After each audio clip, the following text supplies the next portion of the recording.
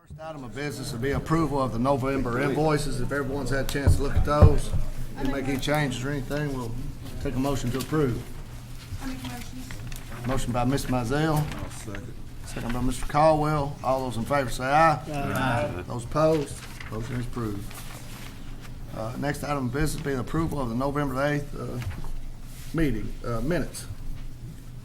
Is there any corrections or anything we need to make on those? If not, we'll take a motion. So moved. Motion by Mr. Mifflin, Second. second by Mr. Solsky. Forgot your name. All those in favor say aye. Aye. Those opposed? Motion is approved. For those of you coming in, if you do want to speak tonight, you will have to sign in at the podium, please. Look it over, Mr. Wiseman. I know, what is it called, Mr. Wiseman? Electric. Electron. I'm sorry, Mr. Wiseman. I'll get it right next month. Next item of business will be the approval of the December agenda. I'll make a motion to approve the agenda for tonight. Motion by Mr. Solsky, second by Mr. Smith. All those in favor say aye. Aye. Those opposed, motion approved. Items for postponement, withdrawal. Joe, we have any other than what's on the agenda? No, sir. So no items for postponement, withdrawal. Well, we do have one that was withdrawn. That's PSP 2018-61 Villages at Lanes Run. That will not be heard tonight. It was withdrawn earlier in the week. So, the consent agenda. Did you have one on the consent, Joe? We had one item eligible, item A, Collins Dawson property. FSP 2018-58 Collins and Dawson property. It's a final subdivision plat to divide one tract into two tracts, creating one 30.95 acre tract and one 30.95 acre tract located, that's weird, both of them the same, 1852 Miners Branch Road. Is anyone here in opposition to that application? Speak on. If no one's here to speak against that application, we'll take a motion for consent on that application. I'll make a please. motion to approve FSP 2018-58 as consent. Motion by Mr. Solsky. Second by Ms. Mizell. All those in favor say aye. Aye. Those opposed, motion is approved. Is anyone here on that application? Joe, you know what to do. Thank you, Joe. That was easy, huh? Charlie, you want to swear everyone in? Yes, sir. Everyone signed in to speak. If you stand, raise your right hand, please. Do you swear or affirm the statement you're to make tonight to be the truth to the best of your information and belief? Thank you all. Thank you. Our first application is PSP 2018-57, the Abbey at Old Oxford. I'll have to recuse myself and let Mr. Solsky take over. That's right. Floor is yours, Joe. Alrighty. This application is a request to amend some conditions of approval of a previously approved preliminary subdivision plat. This is the Abbey at Old Oxford off Old Oxford Road. Phase 1 has previously been developed. This is the additional rear portion of the property. When this came before you in 2016, they were amending a previously approved preliminary subdivision plat. So it was an amendment of an amendment. One of the conditions placed on that approval was that no lots access this main drive, Herndon Boulevard. The main purpose really is because that was the main collector road, and it had a split median. Anytime there's lots on a median, it kind of causes conflicts with driveways. So that was the main purpose in the previous phase, that no lots were allowed to access that road. As this plat was amended, we continued that condition. Just because we saw this was a main collector, they were able to design the subdivision with most of the lots offside local roads, not directly fronting on Herndon. So we left that condition in there, thinking that they could redesign before the final, and relocate those 5 lots elsewhere in the subdivision. These are the lots 139 through 141 and 108 and 109. They're in kind of surrounded by open space, by drainage area. By leaving in the condition, we kind of gave incentive to them to find a spot for those lots elsewhere on the property. As they've gone through and graded and started the construction on this area, they haven't been able to find a good location for those lots, so they're asking for removal of that condition. There are some reasons that's justified. One, this is no longer a boulevard section. It tapers down to a local road width just beyond these lots. There's also a 4-way stop intersection just beyond these lots, so the traffic's going to be slowed going towards that stop sign or coming away from that stop sign toward these lots. There is open space elsewhere throughout the subdivision that is providing park space throughout. See these areas of park space, open space. If those lots were relocated, say, to this island, it would take away some of the park amenity for that section of the subdivision. So for those reasons, we are in support of the amendment to not remove the condition, but to clarify that condition. And the clarification is that the condition would be reworded to add in the boulevard section, so no lot shall directly access the boulevard section, which is the divided median section of Herndon Boulevard. But we allow these 5 lots in this location along the main entry to the subdivision. As you can see, there are 2 connections to Pleasant Valley through the subdivision, so this road will function much like this road does once it necks down. It'll make a connection to Pleasant Valley. There's multiple lots fronting on that. So we think with the road layout and the fact also that the intent is to eventually get a collector road extending through the area from Lexus Way. That will be on the south side of the subdivision with some connections from the subdivision. So that will really function as the collector road for this area. So we aren't opposing this request. They're not asking for any more lots than were already approved. So it's just to allow these lots to be left in this area and not relocated. So we are recommending approval with the 12 conditions of approval that are listed here, and they're in your staff report. The only amendment would be to number 7 to limit the lot directly fronting on the boulevard. And that's all I have on this one. I'll be happy to take questions, or the applicant's here as well.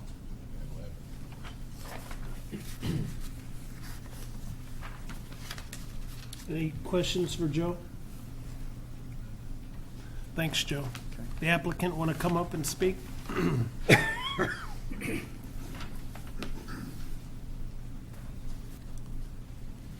Mr. Chairman, members of Planning Commission, Rory Keeley with EA Partners here on behalf of Ball Homes. Joe explained our situation very well. I would ask one question. My staff report had 11 conditions. Do you want one 12? We had 11. Yeah. Condition, I should have mentioned it, that was deleted. That was just that they meet the change in market conditions, the scheme and development ordinance. You met that at the hearing. Okay. So I just dropped that one. Okay. Previously, I think number 2. We are in agreement with staff's recommendations of approval. He was talking about the relocation of those easements, of those lots from 2 years ago. Another action that happened 2 years ago was the denial of a length of a cul-de-sac. So we had to make some extra street connection. That caused more street to be built, less lots along that area. So through that process, we just couldn't come up with more lots to get back to that approved number. The street area that we're talking about with these 5 lots fronting on has been constructed. We're close to recording that and the cul-de-sacs nearby. With that, the city engineers, or planning commission's engineers, said he's gone out to the site, looked at it. There's no issues with having the lots in this area. And we do have the traffic calming situation there, the 4-way stop. There's no medians that interfere with access to the lots, and we request your approval. Question I have for you, Rory, is if I remember correctly, and we're talking 2 years now, so I could be wrong, but we approved it without these 5 lots 2 years ago. The number of lots was approved. They Right. wanted them not to be on that boulevard. And that was the question, whether it was the street name being a boulevard or if it was just with the boulevard section where you couldn't, pull into your driveway from one side of the street. So we've shortened the one cul-de-sac, we've added these 5 lots back in to reflect the same amount of lots, 283, I think it is? Yes. Yeah, But we- again, the initial approval 2 years ago was, no, these 5 lots were not gonna be there, it was gonna be green space, because we did not want the driveways to come onto the main road, correct? To the boulevard. To the boulevard? Yes, and Those That- are the only ones that were. Just on those that 5. street. Yeah. And then through the process of construction over the last 2 years, they've worked it to where, with traffic calming, the boulevard section has ended. We're transitioning down to the 4-way stop, and from the 4-way stop out of there, we're at a local street. And where would the 4-way stop be located? Um, Oh, sorry, right Yeah, there. just Okay. south as the drawing goes. At the top of the slide there, the street going off to the right is the proposed Schneider Boulevard connection. That one is to tie over to the existing Schneider Boulevard, I believe it's Pleasant Valley. That is where we believe that the main traffic will be. Our entry street does decrease in size, and we don't believe that the traffic will warrant the extension and the enlargement of that road, which is why we're asking for these 5 lots back. Yeah, that's actually covered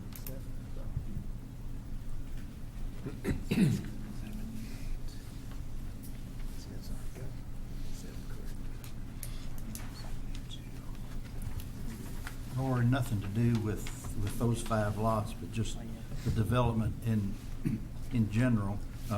Where's the next phase? What does that encompass? I'm Well, assuming it encompasses those 5 lots. Is that, yes, one of the conditions from 2 years ago that is still on there is a limit of 150 units prior to tying into the subdivision at the bottom of the drawing, Pleasant Valley. So we have 2 streets that are going in that direction.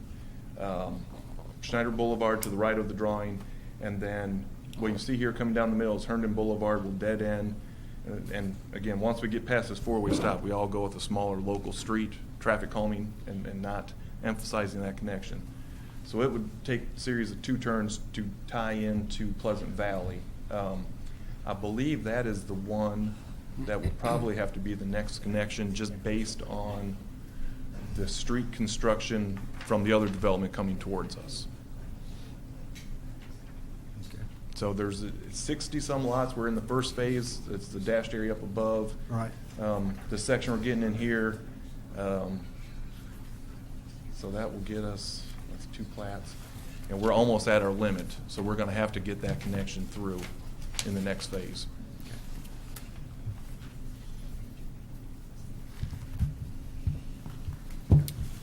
Any other questions for the applicant? Thank you, Rory. Anybody here to speak either for or against this application? Anybody? Okay. So, any more comments or questions? So, guess we'll entertain a vote. Mr. Chairman, if I might, the conditions that they prepared for signatures tonight actually has 15. it's all the same things that's on what you all have just discussed with a couple of our standard things. And the correction to 7 has already been made on it. So if we could, even though we've talked about 12, if we could adopt this with, because this has got the ones that were adopted the first time, and then the correction to the one that's changed. So apparently there were some maybe left out of the packet itself. So if we could do with the 15 conditions. Those are the conditions of approval that you signed there are the conditions from 2016, with the one amendment. I think something got deleted, we accidentally deleted. Like one. 4 different? They're really pretty standard stuff, you know. Okay. They just got rearranged a little bit, and I think 4 got just cut off. I don't know why. I'll just comment, and of course, we'll need a vote one way or the other. Is, you know, I remember this meeting 2 years ago, and that was a pretty hot topic about those 5 lots, and if I'm not mistaken, again, they were proposed as green space originally. And to say that they can't reconfigure it and they have to have those 5 lots, I'm not too fond of letting the driveways enter onto a collector road. That's just my 2 cents.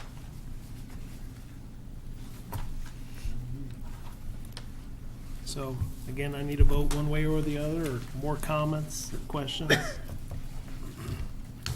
Stephen? I don't know what you. I prefer that those would be the only 5 lots that would front on Herndon Boulevard or have driveways.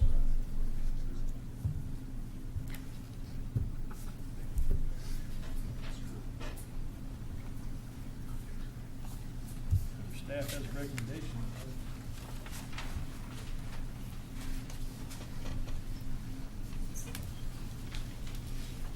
Mr. Chairman, I move approval of this with the, I guess, 12 conditions? 15. Huh? 15 15 conditions. conditions. So we have a motion by Mr. Wiseman Second. and a second by Mr. Mifflin. We'd probably do a roll call. Let me finish writing this here. So this is a vote to approve the application. So a yes would be to approve it. So Mr. Wiseman, Yes? Mr. Moran, Yes. Mr. Mifflin, Yes? Mr. Jones recused himself, Mr. Stone, Yes. Mr. Caldwell, Yes. Mr. Smith, Vote no. and Ms. Mizell, Yes. and the chair votes no as well. So it's passed. Thank you. Mr. Jones coming back in? If not, I'm going to run the meeting.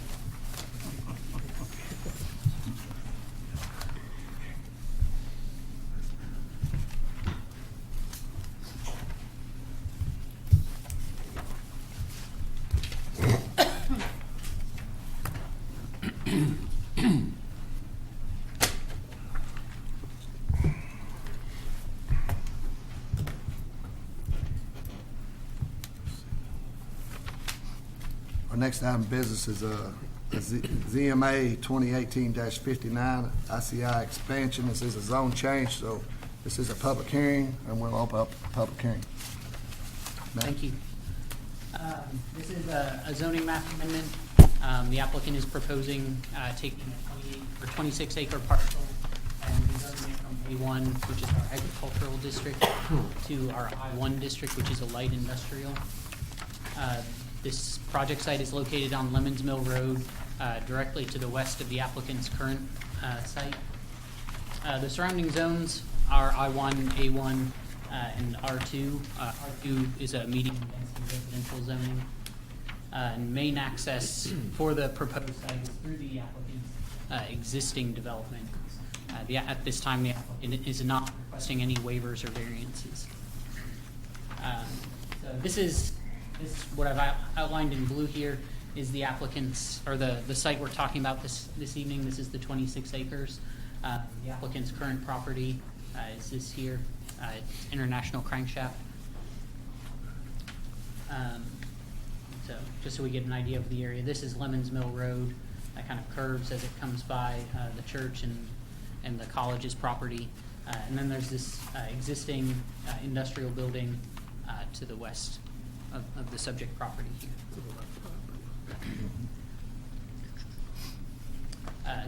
What I've put here on the screen is the future land use map.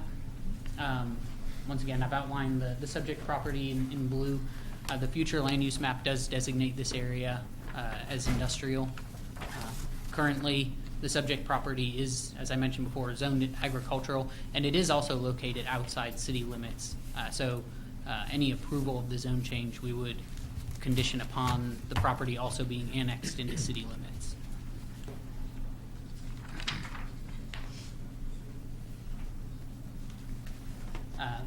So this just shows the existing zoning of the subject property and the surrounding properties. As you can see, all the properties on the same side of Lemons Mill Road are zoned light industrial as well. This property is actually, it's sort of an island of property that's outside city limits. This is the railroad tracks here running north-south. And on the opposite side of that is some agriculturally zoned property. And then this is the R2, the residential property that I mentioned earlier. So whenever we have a rezoning application, I'm sure you're all familiar with this, we look to the things that KRS, the Kentucky Revised Statutes, guides us to look at when deciding whether or not to approve a zone change. And the main part of that being, as it says here, before any map amendment is granted, the Planning Commission must find that the map amendment is in agreement with the adopted comprehensive plan, or in the absence of such a finding, that one or more of the following apply, and such finding shall be recorded in the minutes and records of the Planning Commission or the legislative body or fiscal court. So if it's not in agreement with the comprehensive plan, we have to look to see if the existing zoning is inappropriate and what the applicant is proposing is appropriate, or we would have to find that there have been substantial, or as it calls, major changes of an economic, physical, or social nature in the area that the comprehensive plan did not anticipate. My findings are that the plan or the proposed rezoning does or is in agreement with our comprehensive plan. As I mentioned earlier, this property is shown as both inside city limits and zoned industrial on our future land use map. As I go into in the staff report, it also meets several of our goals and objectives that we established in our most recent comprehensive plan.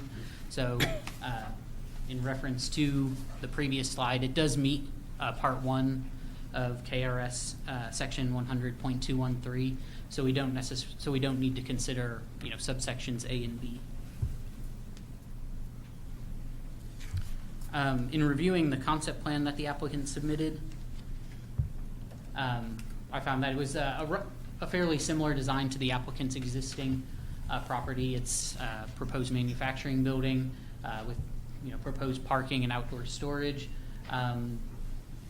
One thing that the plan does have, the concept plan has in its favor, is that the proposed building is a little bit further from Lemons Mill Road than their existing building.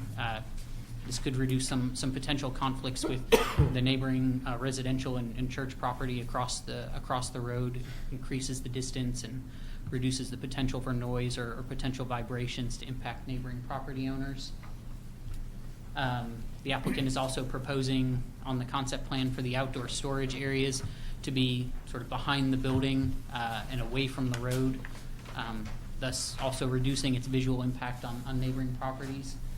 The applicant is proposing that their access be through their existing development that has access through the industrial park rather than its own standalone access. They did show an access point on the concept plan, and the applicant has indicated that if they were to construct that entrance, that it would be for emergency services or emergency access only. They don't intend to have that be used as, at least at this time, have that be used as a main way to get in and out. We would, as I mentioned in the conditions of approval, we would ask that if they do bring a preliminary development plan in future for this site that shows an access point there, that at that time the applicant provide a traffic study showing what impacts that might have on the transportation network and what potential access management might need to be constructed in order to mitigate negative impacts. So With that, I am recommending approval of their zone change. I find, as I mentioned before, I find that it satisfies the requirements of KRS 100.213. I do recommend 6 conditions of approval be attached to that. The first being that they come back to you all for preliminary development plan approval when that time is appropriate. The second being that they submit plans to the Wellhead Protection Committee prior to coming back to you all for preliminary development plan approval. The third being the traffic study issue that I mentioned earlier. And the fourth, dealing with stormwater management reports. If you have any questions about that one, Ben may be able to better explain that than me. I did take that from Ben's comments to the applicant at our TRC meeting. And then the fifth being that if the applicant wants to go ahead with outdoor storage on the site in future, that they be sure to apply for a conditional use permit before they store that material outside. And then the sixth condition obviously being that they comply with all other requirements of the zoning ordinance and the subregs. So in addition to the staff report in the packet, the applicant did provide a 2-sided sheet stating their justifications for the zone change. Just wanted to make sure that you all had a chance to read that as part of your packets. But that's all that I had for my presentation. Does anyone have any questions for Matt? Matt, number 3, Yes. although they're going to use their existing entrance to the property, you still have to have a traffic study? Yeah, I think that's kind of important that they have a traffic study if they're going to construct the entrance. They might sell the property down the road. We don't know who the future owners will be, and even if they don't intend to use that as a full access. Some future owner of the property might, and we just need to be sure that we're aware of what improvements may be needed. So the traffic study is for the new entrance, although they're not planning on using it? Yes. Not their existing entrance? Not their existing entrance, Okay, correct. thank you. Matt, on the site plan, Yes. let's notice the trees on the boundary. I guess it's shrubs or something. The tree on the west side of the property? Yeah, how come they only go just that partial way and that? That's that landscaping buffer is required to screen their parking area from the neighboring property. Okay, so it doesn't have to. So continue. that's why it only comes down that far. All right. Anyone else have any questions? Thank you, Matt. You're welcome. Is the applicant here to speak?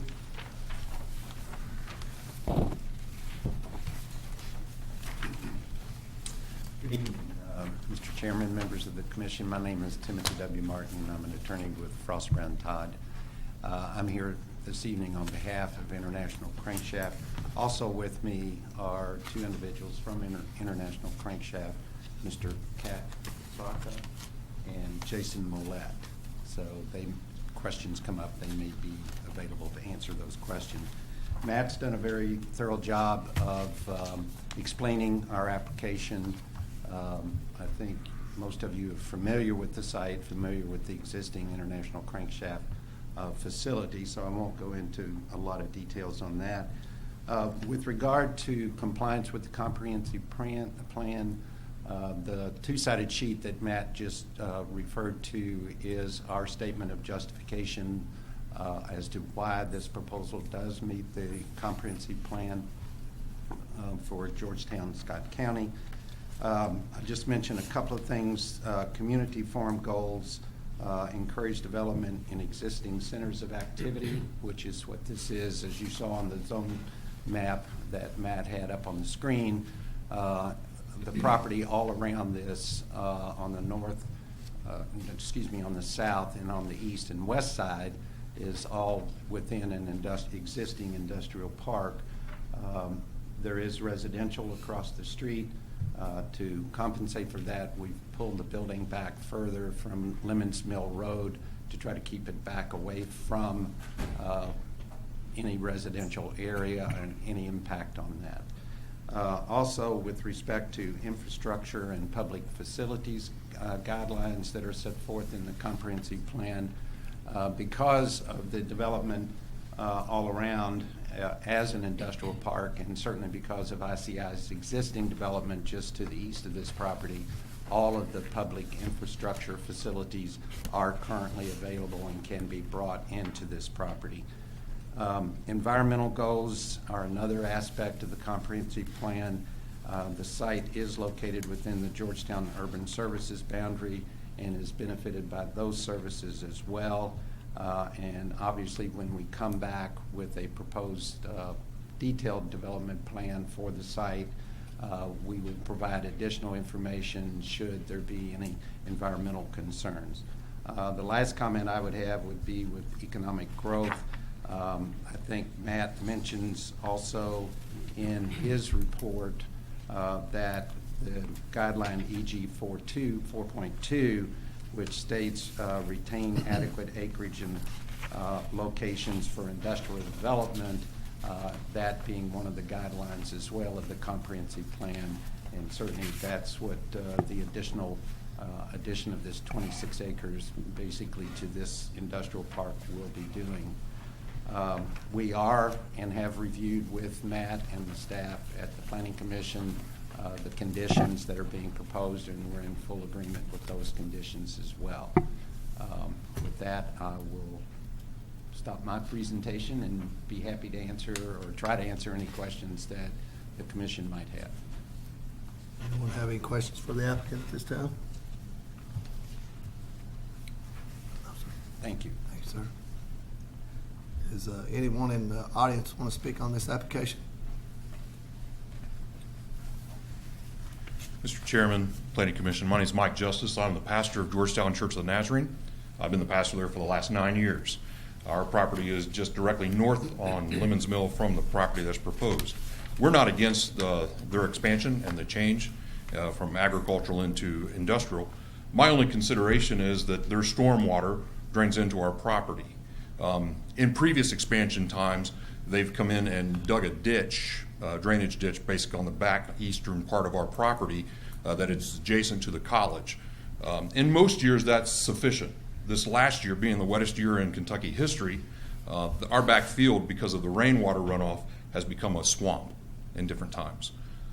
We would like to have the consideration of when they do propose this, as they, on condition number 4, I believe. Yep.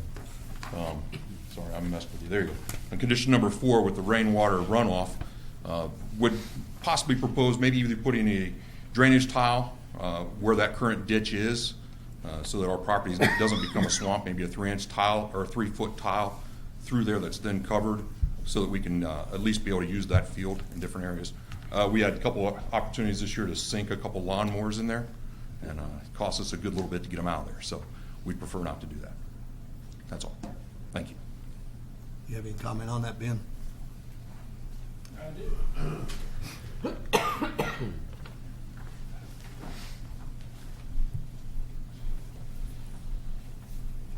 The biggest part of condition number 4 was the area, I think 2/3 of the site, now, so you got an engineer here, goes under the railroad track and drains toward South Broadway, which is the area of problems.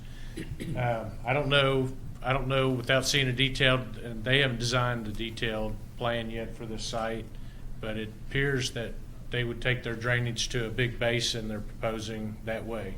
So my comments were more along those lines, but do not create more problems down at South Broadway, and it's going to take a little more study to study all that down that far, and they didn't seem to be opposed to that. So if I remember correctly, when they did design, there was an existing problem by the church, and ICI did create that ditch that helped out maybe a lot of the problems in the past. It's not sufficient. I think the ditch was more than just ICI. It was to help with a lot of things. So I couldn't address whether ICI would volunteer to do something like that or not. So does that? more of that'll come up when they bring back their preliminary development plan also. So And I, come back then and speak then also. I think they could answer that here tonight, maybe. I don't know if they're Okay. prepared for that or not, but. Just to speak on behalf of ICI. You have to come up to microphones. Just to speak on behalf of ICI. Your name, please. Jason Mala, Director of Operations. Thank you, sir. Thank you. You know, there's no opposition to anything that we need to study. So if there's a concern, especially within the surrounding community for us, we're going to try our best to address it before we do any kind of development. So if we can support and help, and it's something that we're going to impact you, and we will absolutely address it in our development plan. Thank you, sir. Thank you. Sounds good. Does anyone else want to speak? Just like to say thank you. Thank you, sir. I just have one, Any comments from up here right now? I had a question for staff, or just some information. If this was ever to change hands in the future and become, somebody wanted to repurpose it where it has access to the railroad, would we have any control over a railroad spur or something coming off there? I just want to make sure. I mean, I assume there would be a development plan associated with work like that, but I mean, as far as any control over the railroad, I don't know, Charlie. No one else ever has, so I'd be surprised if we were the first. Southern States used to have a railroad spur. I think they gave it up. And so Tracy used to as well. But I just want to make sure that we would at least that would be heard, because stopping and starting trains in the middle of town probably less popular all the time now. All right, that's all I had. All right. Does anyone else have any other questions or comments for the applicant or staff? Hey, staff, although this is agriculture, is it being farmed right now? I think they actually produce hay on it, that's pretty much it. It's not really. Occasionally there's a cow or one. Now, this was Rawson's property. You know he had to make $1 or $2 here and there. It wasn't gonna just sit there. Any more questions? The audience, anyone? If not, we'll close the public hearing. And we'll have any further discussion from the commission. If not, we'll take a motion for a vote. And I'd like to make a motion to approve ZMA 2018-59 for zone change. I'll second. We have a motion by Mr. Moran for acceptance of the zone change. We have a second by Mr. Solsky. Excuse me, Mr. Chairman, but for clarification of the record, and that is incorporating the recommended findings and all there in the staff report. Thank you. Conditions of approval and such. So the zone change, we do have to do a roll call vote. Mr. Wiseman, Yes. Mr. Solsky, Yes. Mr. Moran, Yes. Mr. Mifflin, Yes. Mr. Stone, Yes. Mr. Caldwell, Yes. Mr. Smith, Yes. Ms. Mizell. Yes. Chair votes yes. Motion is approved. Sign some papers up here.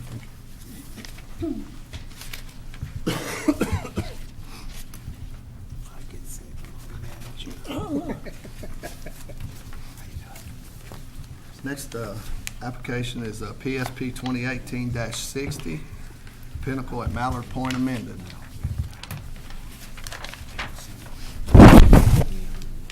Matt? Thank you. As you mentioned, this is an amended preliminary subdivision plat. This property had a preliminary plat that was approved July of last year. It was PSP 2017-24. The main difference between what was approved then and what's approved now is I believe the applicant is adding looking to add 5 residential lots. So the subject property is located off of Mallard Point Drive. The zoning on the property is R2. It's our medium density residential, which is somewhat different from the rest of the property in Mallard Point. Much of it is zoned single-family residential. It is a PUD, planned unit development, so there is some room for some flexibility in the zoning regulations on this property. The surrounding properties are zoned single-family residential, and this is a site that's a little over 16 and a half acres in size. So the applicant at this time is proposing 50 total dwelling units. The previous plan had 45. So the proposed net density on the lot now is 3.38 units per net acre. The R2 zoning district allows for a maximum of 12 dwelling units per net acre, so this is still substantially below the maximum allowable density. The applicant is looking for approval of a minimum lot size of 5,297 square feet. And the proposed plan has an average lot size of just almost 11,500 square feet. I didn't put an outline on this, but this is the area that we're talking about. So this is the lake. This is Mallard Point Drive as it comes through the development, and then this is the site we're talking about today. If you've been out there, there's substantial construction underway on the site. I included this one. This is the plan that was approved by you all last July, just so we can have some sort of basis for comparison as far as what the amendments are looking like. So some of the features from this are, the applicant was proposing constructing two new roads. This one running north and south being a cul-de-sac. This one running east and west being more of a loop road. The applicant was proposing 4 total larger lots. There's this one here to the north, and then these 3 here to the south. There's also 2 HOA lots here on the site that the applicant is proposing. So just for comparison, this is what the applicant is proposing now. So as you can tell, there's not a lot of difference. So for the most part, they are still proposing 2 new roads.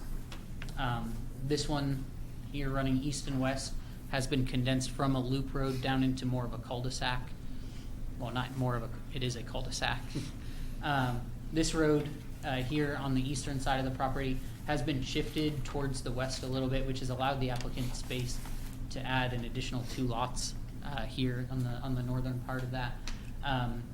The number of lots around this cul-de-sac has not been changed. It was 30 on the previous plan. It's still 30 now. And there's still this larger lot located on the north side. The other change to the plan is that this area here where there were 3 larger lots, they've actually split each of those into 2. So now there's 6 lots where they were previously proposing 3. And those lots, rather than being served by individual driveways, are proposed to be accessed by access easements. And I'll get into that in a second. So as I showed you, the proposed lot layout is pretty similar to what you all approved last in 2017. They're proposing 2 additional lots off of one of the cul-de-sacs. They're proposing splitting the 3 larger lots into 6.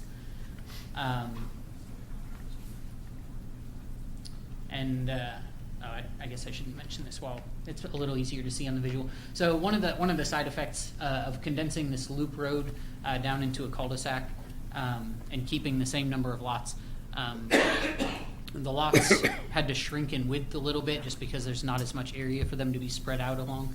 And I think Mr. Sulsky noted at the workshop that there's actually several lots here in this area that don't meet the 50-foot minimum lot width that you all approved in July of 2017. And the applicant is requesting, as part of this amended application, that we allow for some of the lots to be reduced to 47.5 feet instead of the 50 that you all previously approved. And I can talk more about that here in a little bit. So that kind of goes into the discussion of the lot layout. As I note here in the bottom in this table, The applicant is proposing 5 additional residential lots. The number of HOA lots is proposed to remain the same, and the HOA lots are proposed to remain in the same location. So I've noted on here, there are several lots that currently are not meeting the 50-foot minimum lot width. And what the applicant is proposing to do with some of these lots is they're requesting that the minimum lot size be reduced to 47.5 feet, but that any lot that's narrower than 50 feet at the building line be only used for a twin townhome product that the applicant builds. Essentially, any lot that's narrower than 50 feet would essentially be built as a duplex style lot with a 0 lot line, obviously, between the 2 dwelling units. So in a scenario like this, lots 25 and 26 here would have a twin townhome. So the narrower lot would be sort of mitigated by the fact that those lots would not need the side yard setback on one of the on each of them wouldn't need it on one of the sides. As far as access and circulation, for the most part, the access is proposed to remain the same. Most of the lots are going to be accessed by the cul-de-sacs that the applicant is building. There may, there is a little bit of concern that staff has regarding, regarding the access easements that the applicant is proposing. The subdivision and development regulations do seem to be clear that we want to discourage. It doesn't say prohibit, but it does say that we would like to discourage the use of access easements as part of major development plans and major subdivisions. I think that there's some room for flexibility in this instance. Going back to the overall layout, one of the advantages of allowing the use of access easements here is that it does reduce the number of driveways on Mallard Point Drive. Under the previous plan, the applicant would have had 3 driveways that all accessed Mallard Point Drive. Under this proposal, it's actually been reduced to 2. There's actually a substantial cost that would be involved for individual lot owners to build driveways. Let me go back to the previous plan. That would have been involved for individual lot owners of these 3 lots that were previously approved to build driveways back to buildable spots on these sites. The terrain is rather steep, as you can tell by the contours on the plan. I should also note, we have received some concerns from GMWSS as far as this access easement here in particular, and I think I have a sheet that shows the access easements a little clearer. So this access easement here, GMWSS has some concerns about how that may be constructed and how that may impact them. Georgetown Municipal Water and Sewer has a pump station that's located on a small lot here in this area, and this proposed access easement is proposed to run alongside that. And I know they've contacted us and mentioned that they have some concerns about stormwater runoff coming down into that area. I'm sure they probably also have some concerns about when that's being constructed, if there's going to be any erosion and things of that nature. This is the other access easement that's proposed to provide access to these 3 lots. This access easement that they're proposing would provide access to these 3 lots. And then there's another access easement here off of this cul-de-sac that would provide access to this larger lot up here, so that we're not creating a separate driveway up here in the north. There's a lot of text on this slide, but it is important since we are talking about a planned unit development that we make sure that we're all aware of, all of the waivers that are being requested and some of the potential trade-offs. So I'm going to go through all of these. The first is that they are requesting that the front yard setbacks along the cul-de-sacs be reduced from 30 feet to 20 feet. I'm in support of that waiver. That's consistent with what you all approved on the previous plan. It's consistent with many other PUD developments. They've also requested that the minimum lot width be reduced from 60 feet to 47.5 feet at the building line, with the condition that any lot narrower than 50 feet be used for twin townhomes. I've underlined that one on here because that is a little bit different wording than what's in your staff reports. I've altered that some with some discussion with the applicant since the workshop meeting. Waiver 3 is reducing the minimum lot size from 7,500 square feet down to just under 5,300 square feet. Once again, I'm recommending approval of that one. That's actually a step up. If you remember from the plan that was approved last July, the smallest lot on that plan was actually 5,250 square feet. So having a minimum lot size that's a little bit bigger, I think, is a step in the right direction. The applicant's requesting a waiver for lots 44 through 48 to allow them to face north rather than facing Mallard Point Drive, which is the street that they would be addressed off of. I can talk about this more as we get into the conditions. I'm not in support of this waiver, but I don't think it's, I mean, it's, given the elevations on the site, it's not necessarily, I guess, the worst thing in the world. If you were to approve that, you know, there are other lots in Mallard Point where the homes face away from a major street without any screening or buffering around the backside. And I have a photo later in my presentation.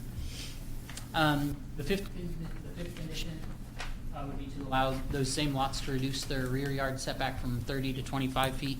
I think that's appropriate. As you can see from the preliminary subdivision plat, there is a green space area, an HOA, that area that'll be maintained by the HOA. That'll be between the back sides of these lots and their potential neighbors to the north. So even though you might be reducing the setback by 5 feet, there's still, I measured that out, I think it's about 20 feet of separation between the two residential lots. So I think that's a fine waiver. And then the last one, and this one's not in the staff report either, reducing the side yard setback for any lots with twin townhomes from 7.5 to 5, or 7.5 to 0.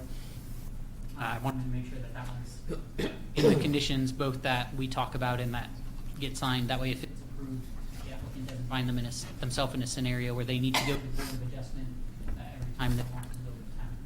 So just to sum up, I do recommend approval of all these waivers except number 4. If the commission approves number 4, I think that's a fine choice. We just have a condition to maybe address any potential problems. So as part of the trade-off, you know, typically what we look for is for the applicant to provide some sort of open space. I've highlighted here in green. This is the open space that the applicant is proposing. I should have actually written down the actual acreage of it, but I can. It's actually made up of 2 separate lots. One is about 3/4 of an acre, and another one's over 8/10 of an acre. So it's about 1.5 acres, or a little over 1.5 acres in total. So this is sort of the trade-off that the applicant's proposing. They're going to propose more, or provide more open space in exchange for some of those waivers that we discussed on the previous slide.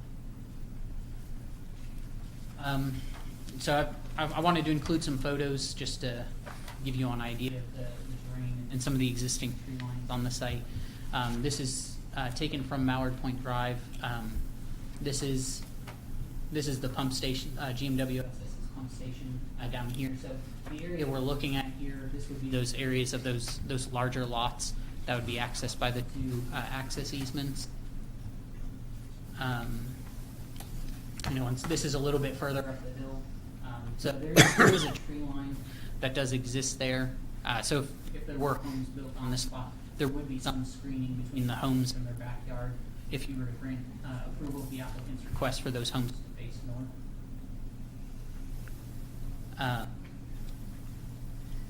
This is kind of looking down to the left here. That's kind of hard to describe. To the left here would be where Pinnacle Drive, or Pinnacle Circle comes in.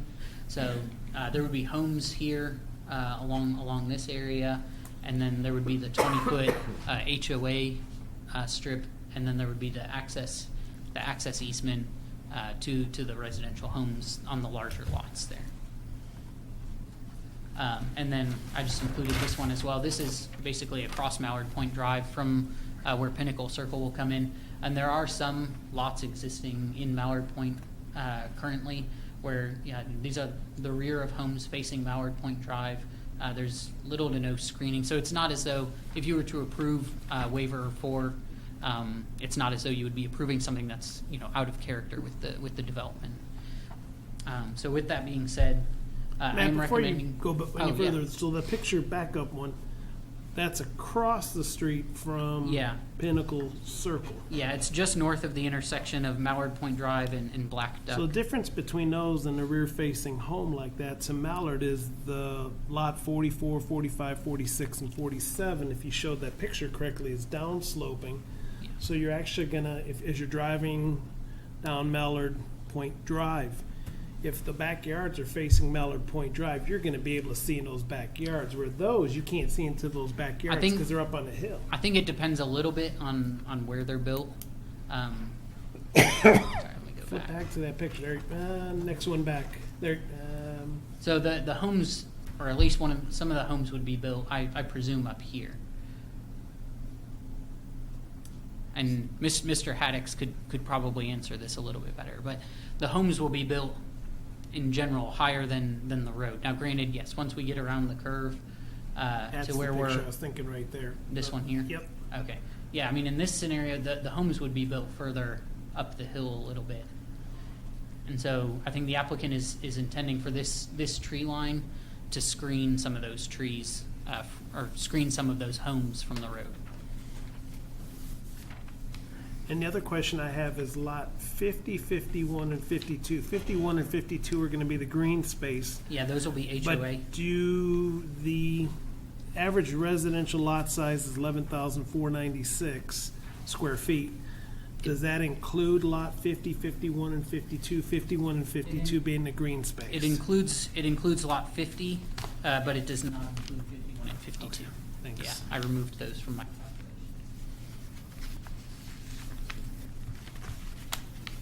And does 50 then become a buildable lot? Yeah, 50 would be a residential lot. Where would they have access to it? Their access would come. Because I see the their- easement off the Yeah. cul-de-sac. Their Okay. access easement is off the cul-de-sac. Yeah, that'd be a big lot. It'll be, yeah, it's over 2.5 acres. Right. Thank you. Oh, no problem. So if you take 50 out of that calculation, Yeah. because that's a oddity, do you know what the average lot size is then? I didn't do that calculation. Yeah, that throws it way off. Yeah, I mean, I imagine it would substantially reduce the average lot size. Is this any steeper than the other places up in Mallard Point? These contour lines. I mean, it's hard to say. I mean, Mallard Point, the entire neighborhood is fairly steep. Very, very you steep. drive around, the driveways are steep. Yeah. The homes are often built with, walkout, What are the this solid bottom- contour intervals on this map? Matt, Yeah, they're 1 Are they- foot. One huh? foot. They're 1 foot contours, but every fifth is labeled with a number. You mean the dotted lines are 1 foot? Yes. The solid lines would be, Yeah, 5 the foot. solids are 5. I don't mean to interrupt him. Did you get done with your presentation first? Not quite yet. Yeah, let's. I was just gonna Okay. go through the Presentation recommendation. for you. Any more Yeah. questions, please? So as I mentioned, I am recommending approval of their amended plan with waivers 1 through 6. I'm recommending denial of 4, but I'm not opposed if you all approve it. I just would ask that you include condition number 13. So going through their conditions, these first 4 are standard for all of our preliminary subdivision plans. I don't think we really get into any non-standard conditions until later. Okay, so starting here with condition 9, the applicant will need to determine whether their stream area falls under Corps of Engineers jurisdiction and whether or not it will need a stream construction permit. They're gonna need a certification on their final subdivision plat whenever they get to that point from the Mallard Point Owners Association. This is just, condition 11 just refers to our sunset clause. Their preliminary, any preliminary approval is good for a period of 2 years. Condition 12 would be that homes constructed on lots 44 through 49 face Mallard Point Drive. If you approve waiver number 4 that we discussed, I would recommend that we strike this condition since they are in conflict. But if you approve waiver number 4, then I would recommend that we add condition 13, being that the applicant either provide landscaping to screen the rear yards, or if there is existing tree lines, that they preserve those tree lines to provide that screening for, so that we don't have conflicts between neighbors going forward. So that would apply to the rears of lots 18 through 25 and the rears of lots 44 through 48, should you approve it for. That's all. Anyone? You got another? I have a question for Matt. It's a comment from Mr. Mifflin. I backed out lot 50, and it brings the average residential lot size from 11,496 to 9,253 square foot per lot. So it substantially reduces the average by about 2,200 square foot.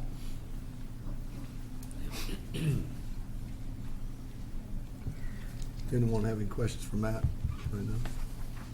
Not, we'll let the applicant speak on the application.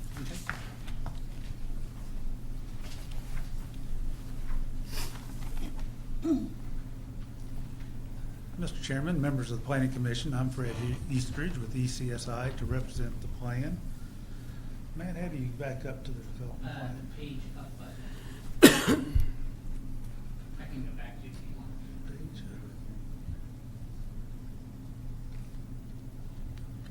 There you go. Thank you so much, Matt. Matt did a wonderful job on the presentation. I really appreciate all of his help and everything he's done on this plan. The subdivision has been started construction. They're grading the roads in at this point when weather permits. They've graded in and done that. This area up in here is the top of the ridge, and they've graded out for the Loop Street. And that Mr. Haddix has said, oh, by the way, Mr. Haddix and Brad Haddix is here to represent themselves. But they've graded out this, and the slopes down through here are so severe. Mr. Haddix wanted to take advantage of the flat slope areas up in the front, around in this area, to pull his houses back in and help reduce the cost and help the subdivision look better and the houses look better situated on the lots. The access easements in this area and these lots here, what we have is we come off of Mallard Point Drive, we go down a slope to a drainage way that comes through here, through a culvert under the Georgetown Water and Sewer pump station, and drains out this way, and we pick it up and drain it over to the lake. So what people will have, what this is, it goes down to the drainage draw and then up real severely to here. So the only way to get access to these lots is to miss this drainage draw. Is we're coming beside the pump station from Georgetown Water and Sewer, coming out this way to serve this house, and this house. And then we're coming in down this way and coming back this way to serve these 3 units. In doing this, the houses will be facing the access easement back here because we have sloped down. So the front of the houses will face the rear, so that people coming to visit will walk in the front door. Out back, there's going to be a steep slope, so it'll be a walkout basement situation, or walkout lower elevation. They're going to have a deck on it that you can overlook the area with. So, and then anybody coming to visit you, and the face of the house is facing the road, they have to come to the back door. So Paul Haddix wants to fix the front of the houses and the garages in the front, have the back of the houses with nice decking over it so that they can overlook the view and be nice. And again, there is tree line and vegetation in this way that will block them. This is several feet high. It's about 40 feet or 50 in this area. So you're gonna be looking up, and then there's gonna be an up. So I think this way would be more advantageous to the development of this thing if we do that. Another thing is we have got our permits from Division of Water and from the Corps of Engineers for the construction in the waterways. We also we had to deal with bats, and running buffalo clover, and floodplains and everything else, but we do have permits. It took quite a while to get it, and we've got them, so we have all that in hand. We're not going to be disturbing the flood area down in here. Georgetown Water and Sewer is here. Mr. Darrell Mulder's honored us with his presence. They are concerned about their pump station here. It's a private fee simple lot, and we're coming over not on their property, on our property, beside it with a drive. Several of the problems that they have is number one, they're worried that this runoff from this driveway will run across their lot, which we'll design it and engineer it with a slope so that there'll be a ditch line. They'll cut it off now, cut this side off, and drain around it. Right now, they have all this area right up here from the top of the ridge down this way, draining onto their pump station. After we're finished, they'll not have that drainage running onto their pump station. Right here, there's a culvert that we're going to extend to get our driveway in. Will not be on Georgetown's property. That'll access this way through here. So the concerns of Georgetown Water and Sewer, I understand them, but we can design and fix it so they have no problems from us. They have their own problems, okay, with their sewer. We have done additional drainage, storm sanitary sewer calculations for the additional 5 lots. We have submitted those to Georgetown Water and Sewer for their review. We just got them to them today because we didn't want to go through that whole big expense if this was going to be turned down.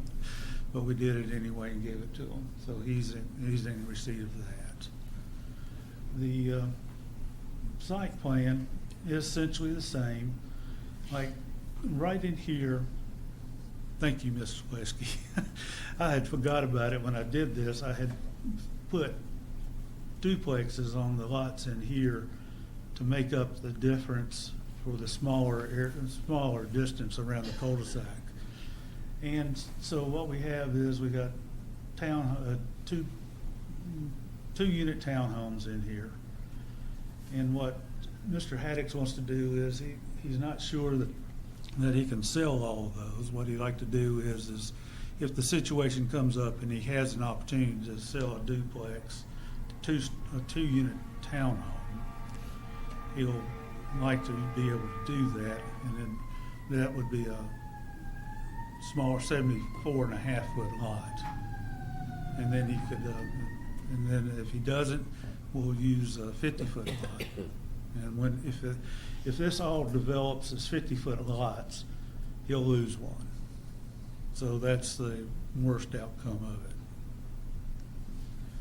it. If there's it's going to be a very nice development. It's going to be like the rest of Mallard Point. The houses are stuck on the side of the mountain, and drives from there. All the streets are on the ridge lines, which ours are, except for this one down here. It's in the bottom. We had to move it over to the Corps of Engineers asked us to get more room in here from the lake. So we would accomplish that. So this move of this road was at the request of the Corps of Engineers. So we're just fulfilling the request that they made. Mr. Haddix would like to talk on the rear-facing lots. He's the builder. He knows more about building than I do. Thank you, Fred. Statement you're about to make to be the truth, the best of your information and belief. Yes, sir. Thank you, and good evening.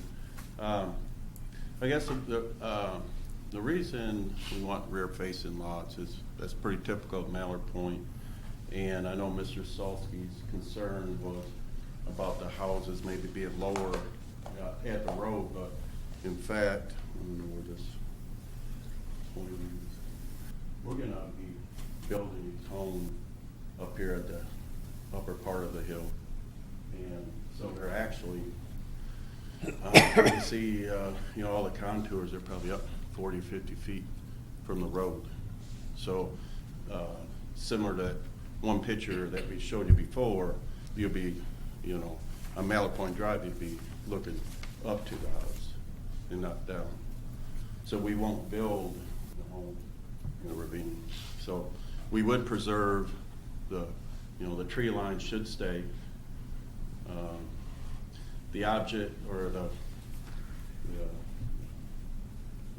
reason we want to put our drive in the rear or the front facing up towards these lots, which keep in mind that these homes up here are probably another 30, 40 feet higher than these here. So the homes that we would propose to build down here would not be able, they wouldn't be seen in the rear yard of the homes up on the top of the hill.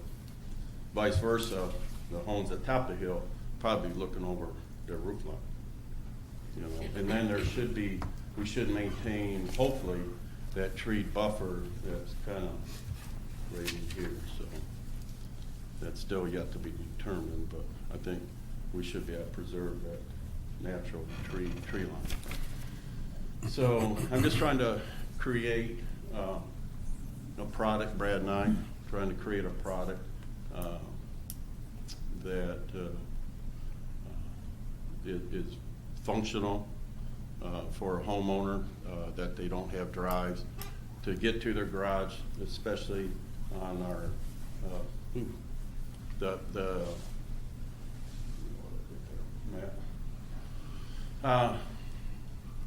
that their drives are going to be, you know, really we're going to keep it pretty level to the road. That was what we're trying to accomplish with the upper drive, and of course we should maintain the same on the lower drive. So we put a lot of effort and a lot of we spent a lot, you know, cost to achieve this, to deliver a good product for future residents of Mallard Point. Unlike some of, you know, like we all know, some of the residents, the drive goes downhill 10, 20 feet, and it's not a very desirable, you know, place to try to get in and out, especially in the winter. So, you know, with taking the loop out, what Fred had mentioned, it was very important to take advantage of the flat area at the top to achieve, you know, on quite a few of those lots, to achieve a good part of the footprint of the house would be fairly level.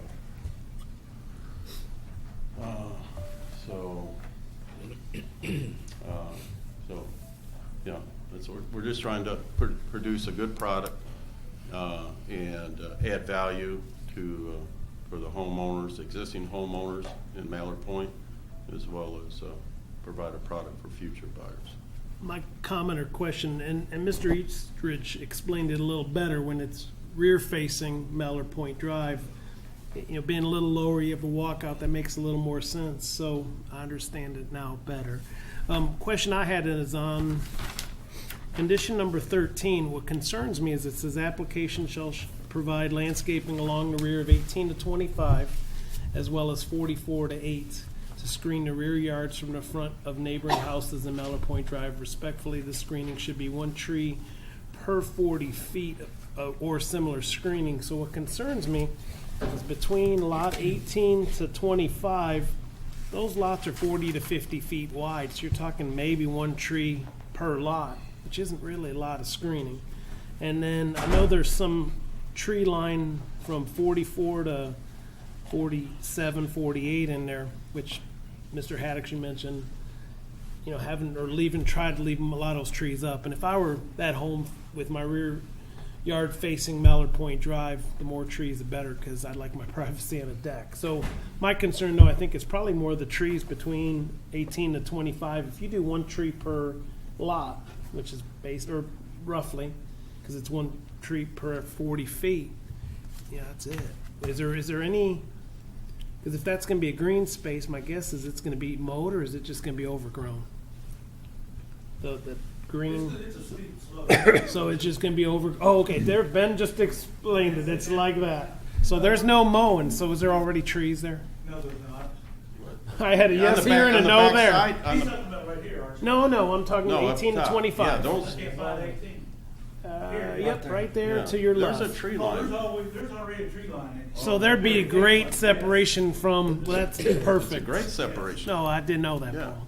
Right. All right. It's a That natural, makes sense. mature separation. And Ben just said the steep Yeah. flat, I didn't know that. We're not disturbing any of this. I just thought of 1 tree per lot, I'm thinking that's not much of a screen between. Yeah, there's 4 or 5 or 6 trees. Yeah, it's heavily wooded right there. I think that shows the area that we're talking about. I'm just in a subdivision at my house, the neighboring house is 15 feet away, and my wife would love to move away. I'm into thinking the my wife country. moved to Georgetown, but we have a grandchild in Lexington, so that's not gonna happen. Yeah, so, Next spring, we'll entertain that. Coming to visit us. there you go. Thank you, Mr. Addicks. Mr. Haddix, on the lots in the front, the bigger lots, where they got the shared driveway, Yes, Yeah. is that gonna be an agreement with those lots that are sharing those driveways, or, I don't know if that's a condition of approval, or, I didn't see it anywhere. I didn't put it in the conditions of approval, but that's pretty standard for us to require that on a subdivision. In each of those If three. we did an access easement like that, we would just say that all the lots that use it, basically, cost equally, or whatever language the So whatever- developer puts on there. Whatever improvements they have to make in the future is up to those landowners. It's not gonna come back on the county. no, they're gonna be private. That'll be private access. Those access Right. easements will be private. The Okay. main road will be dedicated to the county. And that'll be in their deeds that they are shared responsibility of those things. Right. That'd be correct. Thank you. Well, with those, This is part of, the Pinnacle is an association within association, so the association will be, we have, probably will structure it that the association will take care of those driveways. They'll pay additional fees and costs to be able to maintain the additional driveways, much like what we're doing at the villas at Cherry Blossom. They have a private drive on the backside of Riviera, and so there's additional funds that those particular townhome owners pay to maintain that private drive. So I have a question with that, because I know there's gonna be a few people speaking on this. She said it's an association within association. So is the Pinnacle at Mallard Point going to follow the Mallard Point HOA rules? That's And they're correct. gonna be part of the HOA Part of of the Mallard? HOA. Okay, because that's not what Mr. East Ridge said Monday. I told you that, I didn't know. Oh, okay, all right. So that answers, thanks. these 20-foot access easements, they'd be paved, or Yes. they would not, wouldn't be But gravel? in the asphalt. Probably wouldn't stay in if they were gravel. I'm sorry? I said they might not stay in if they were gravel, would they? No.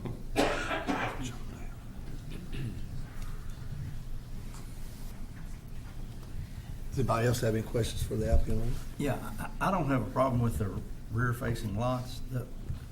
I need an explanation on those narrow lots that's gonna be townhomes. Where's, go ahead. I'm sorry. The narrow lots is right now currently under the subdivision regulations, you have 7.5 foot side yard on each side. of the lot. Right. So when you take the 15 feet, 7.5 on one lot, 7.5 on another lot, push them together, you can get the same size house on a smaller lot, because you don't have that 15-foot area that can't build on. But you've got a duplex on a narrower lot, though. Yes. So you're gonna have 2 families on a narrower lot. It'll make 2 houses, lots. 2 condos. It's set on 2 lots. Oh, it's set on 2 lots? Yes. Yes. that's just. So zero lot line. Okay. Sharing. It's like building two houses right next to each other. Gotcha, all right. Not on one lot, but on two lots. Thank you for the clarification. And we're stacking them now. Yeah. Thanks, Paul. That would need to be clarified in the conditions, would it not? And the overall footprint of that product would be, the front facade would be 70 feet wide. So, it's gonna have, grandiose front facade, if you will. We get cheap, that's one of the purposes of with the smaller lot, with this twin townhome, is to give you a more richer, grander front facade of your product. And we do a lot of, and we're doing that right now. I don't know if any of you's been through the Cherry Blossom. We have those twin townhomes there.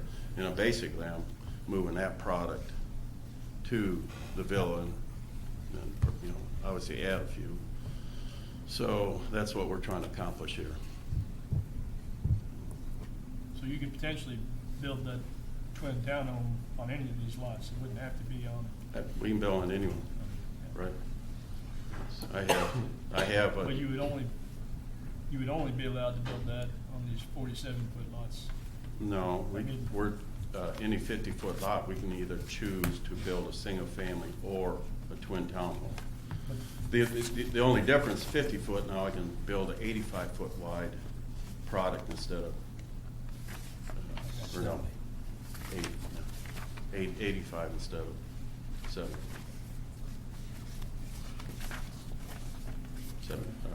80. I guess I'm confused. I thought the other lots were just gonna be single fam, No, this whole development, we can choose to build twin townhomes or single family, and sales will dictate that. Similar to what we're doing in the villas of Cherry Blossom. Okay. Each lot can be, we can build a twin townhome on it. Okay. And each lot, we can choose to build them. And, sales dictate it, and when they're not, sometimes we'll spec build and we'll choose to alter the product, and we'll choose a product that, adds, a varied product from what's been built already. Try to keep the community looking diverse and not cookie cutter. Any more questions for the applicant right now? Thank you for clarifying all my questions. If not, Thanks for your time. thanks. We'll listen to comments from the audience now. Has anyone signed up for this one, Charlie? Does anyone want to speak on this application? Yes, sir, come on.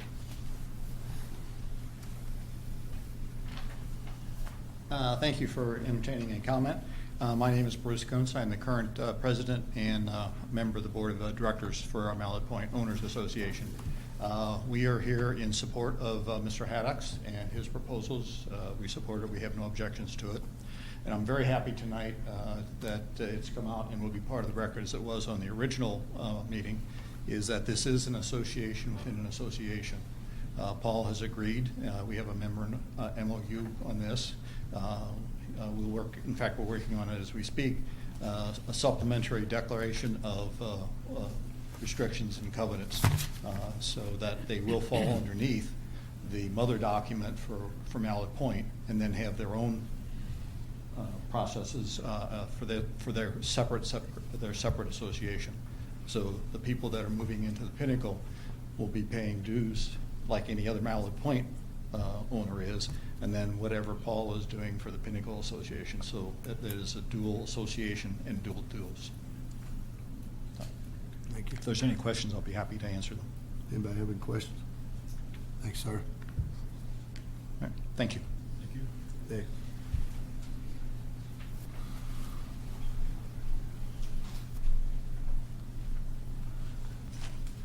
Thank you. My name's Darrell Mulder, Georgetown Water and Sewer.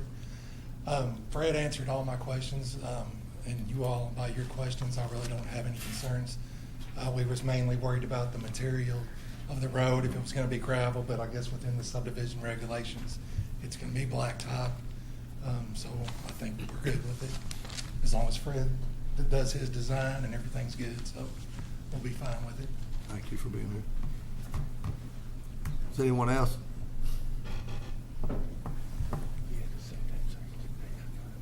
Guess so. Anyone on the commission have any more questions?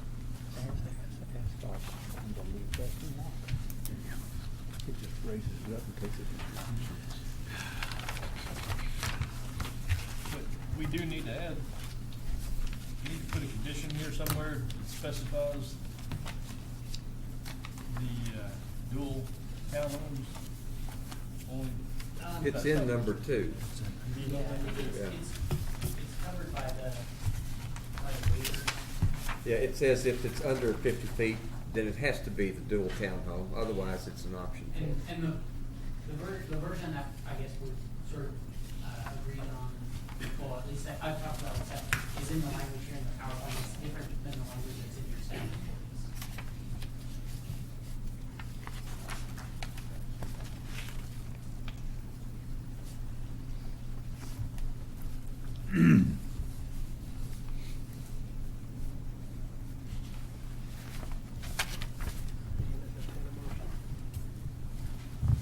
Anyone else got any more questions?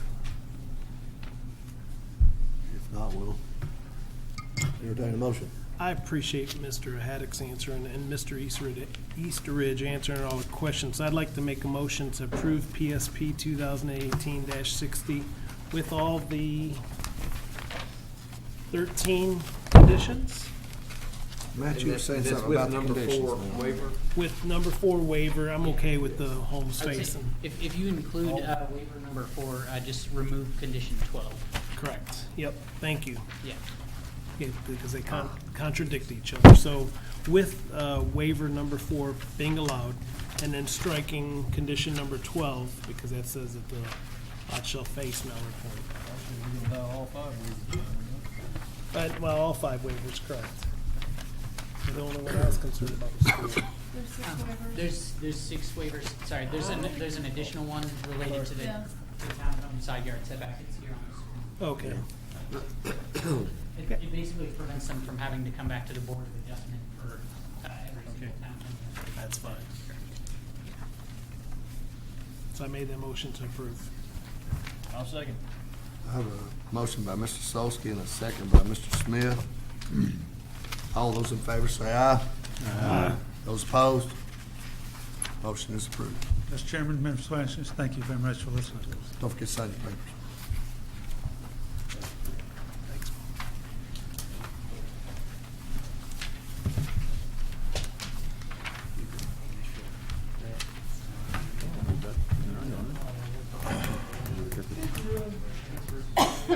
Next item of business would be, under other business would be the Tri-Village Storage.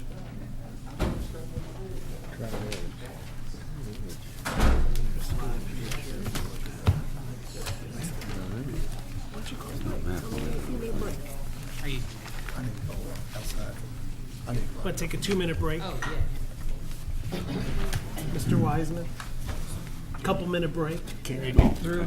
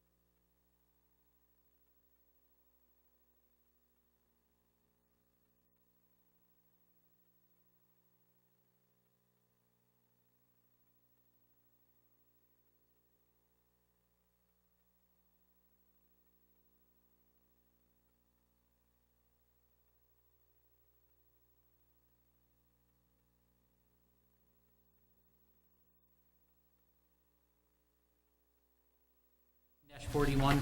I believe you all have copies of the conditions of approval and the minutes from that meeting. Really, I just want to introduce this project. The applicant is interested in looking into potentially removing one of the conditions of approval that was placed on their preliminary approval. And I'll get to that here in a second. So just so we're all on the same page, their site is located here at 250 Connector Road. This is Connector Road here. Maybe they do. Condition number 7. 1, 2, 3, 4, 5 lots. And so that's the area we're going to be talking about today.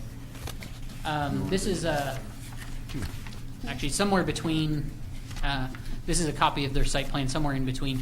This is from one of our markups that we received. So this is a more recent drawing of their site than what you all saw when you approved it in 2017. But it's not quite as recent as the version that you all have in front of you today, the copies that the applicant brought with them. But I did want to point out a couple of features on this site plan here. Just sort of introducing the topic. The area I've outlined in blue here is the access easement itself. This lot, and especially the lots to the south, there's a 65-foot wide access easement that comes from the front of the property back, and that's meant to contain the access road and allow for travel across these lots. The area I've outlined in orange here is the area that's the actual road itself, that access road that I pointed out on the aerial photo that serves all of these lots so that they don't have direct access to Connector Road. And a lot of the discussion at that meeting sort of centered around, at the time of preliminary approval, there was, or I guess in continuing to now, there was open ingress egress proposed across the frontage of that property. So what do we mean by that? Typically with a development, your access points are limited. There's an entrance, or and it's typically allowed to be a maximum of 40 feet wide per our subregs. The Planning Commission granted a variance to eliminate that sort of width restriction on their entrance, and so their site was approved to be essentially open across the entire width. So they have gated access points here on the north and south side that they were proposing for access to the site. But then there was also some parking spaces that were approved here along the front, and there was also the potential for some of these units here closer to Connector Road to be allowed to be accessed from there. So I just wanted to make sure we provide some background information on the site, because a lot of it, or what the applicant wishes to discuss tonight, deals with condition number 7 from that approval. And I can read that. Basically, it said that the applicant shall obtain written permission from all other property owners with access to the access road. The reasoning behind that was, the manner in which the applicants were proposing to use that access easement is very different from the other property owners who have legal right to use that access easement and that access road. So we wanted to make sure that those other property owners with access, or with rights to that access easement, were aware of this use and basically signed off that they were agreeing that this was okay.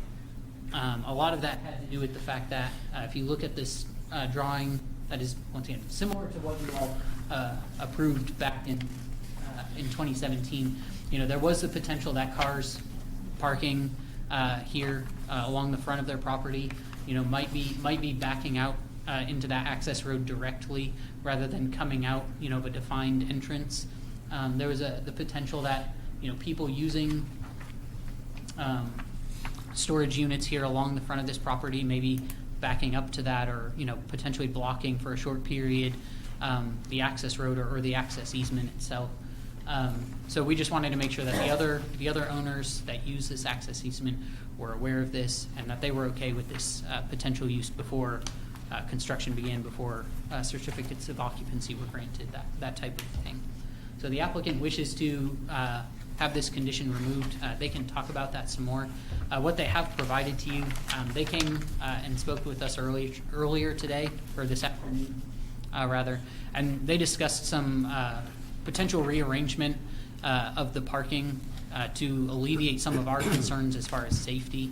And I can kind of go over that really briefly, but I'll kind of leave most of the explanation up to them. The main changes that they're proposing are sort of reconfiguring this parking here. They're proposing moving some of it here more interior to the site. I think there were 2 spaces. And then I guess moving the gate further back on the property to allow for additional stacking for vehicles pulling in off. They could get, if somebody came with the trailer, they could get completely off the access road and not block it. They're also looking at, I guess, essentially turning some of these parking spaces 90 degrees so that somebody could come in and pull in and park here. That way, when they go to leave, they're not backing out directly into the access easement. They are looking to, as I think they've indicated on the drawing, have a couple of parallel parking spaces here. That's mostly because due to the elevations, they needed to move their office down to this corner, so they need the parallel parking spaces here so that they have handicap accessible spaces that are within a reasonable distance of their proposed office. So those are the changes they're proposing. I believe the applicant's hope is that those changes are enough to essentially offset the safety concerns we had, which was what I guess made us put that condition number 7 on there in the first place. So I'm sure they'll have more to say on the matter, and then I know there's other property owners that are here that would like to speak on the issue as well. So unless you all had questions for me, I was just going to let them essentially make the request. Any questions for Matt? It says we can obtain permission. Permission for what? Basically, permission for the irregular use of the access easement. Just because so of in the addition, parking, you mean? In addition to the potential for blockages, it is somewhat unusual for there to be parking directly or other features that are directly in an access easement. Although I do recognize in saying that you can kind of see down here in this corner, the previous development that was on this site did have at least one landscaping island that was in the access easement, sort of blocking it. But basically, I don't know. Maybe permission wasn't the best word, but basically we were looking for an acknowledgement that the other owners were at least okay with the manner in which the applicant was proposing to use this access easement that they all share. But now that's not necessary that they've changed things around? Proposing to change things around? I guess that's what they're here to ask you. If they reconfigure the front end of their lot, would you all remove that condition? Because then there's nothing to ask permission for. Is that Essentially, yeah. the idea? Yeah, that is the idea. Any other questions for Matt right now? Yeah, because this isn't even remotely close to what we approved. Because there was an office in front, and there were parking spots in the front. On that drawing you have, they've moved the office down to this corner. So it's still out front, but it's not by this entrance. It's not on this blueprint. It may not be labeled, but their entrance is proposed for this corner. I think there's a square. There's an entrance, but there's no office, is what I'm saying. Nor is there any parking up front. Yeah. I don't show me. I Matt. think that little square down there is office. Yeah, this. So there's the front. This square is their office. It's just not labeled. Okay. And then this is sort of where they're proposing parallel parking. If they bring it further down this way, Because there was then it'll parallel be- parking then this it'll be way, remember? different easement. Like 5 spots right up front. Yeah. There's no parking there at all right now. Yeah, Mark, here's the one we had with our Oh. packet at that time. And then there's parallel. And yeah, it's got all kinds of parking. Right, but on this it doesn't. Yeah, nothing on this one. Yeah. All right. Charlie, can I see that? Sure. If you don't Put mind. that down. Any more questions for Matt right now? Still think Let the applicant. this is original. Is the applicant here Yeah. to speak? They brought this one has the office labeled. It's that square up in the front. I don't know if you go on this. I believed you the first time. Let's have the applicant come up and speak, please. Good evening, Melanie Willenberg with Brexton. Chairman, Planning Commission, Mr. Perkins, thank you for seeing us this evening. Matt, thank you very much. You did a good job of describing why we're here. The other change to the plan that we made is there were storage units that were opening onto the access drive, and we're agreeing to not do that and have them all open from the internal drive there. So Brexton is a Columbus, Ohio-based real estate development company. We are known for our impeccable ethics. Tim Galvin, who's founder and CEO, serves as vice chair of the Ohio Board of Building Standards. We've developed collectively 15 million square feet of real estate. We do it the right way. We're inclusive in our process, although this process is not as smooth as we'd like it to be. We're here tonight because we do have plan approval granted by this body last year, and the only issue in contention is the use of the access road. And we, when we met with Matt and Joe and Ben today, we understood what their concerns were regarding that and made those accommodations to change the parking and the access to the storage units so that it doesn't have a safety impact on the access road. We followed the proper procedure in getting plan approval, and we closed on the land in March. We're at a point of no return on this project at the moment. We have almost $1.7 million invested in it because we've done design, bought the land, done all of the things you do as you prepare to build a project. We have tried to reach the neighbors, and they're here tonight. We were able to meet with them the 28th of November. We've had some miscues on that. They tried to reach somebody that didn't any longer work for us in June. We had a partner who was, we thought, talking to them, so we've had some miscues for sure. But we rectified all that a couple of weeks ago when we sat down and met with them. They didn't want to talk about the access road condition. They wanted to talk about visibility and the zero light line and other things that are really water over the dam because we have plan approval. In spite of the fact that we didn't have an obligation to address any of those concerns, we showed why we thought the visibility would not be impaired by this plan to the car wash. And we offered to let them stand in our shoes, giving up $2.5 or $3 million of future profit in this deal, and sell them the project plans and all the work we've done for just what we have in it, no additional profit, or no profit whatsoever.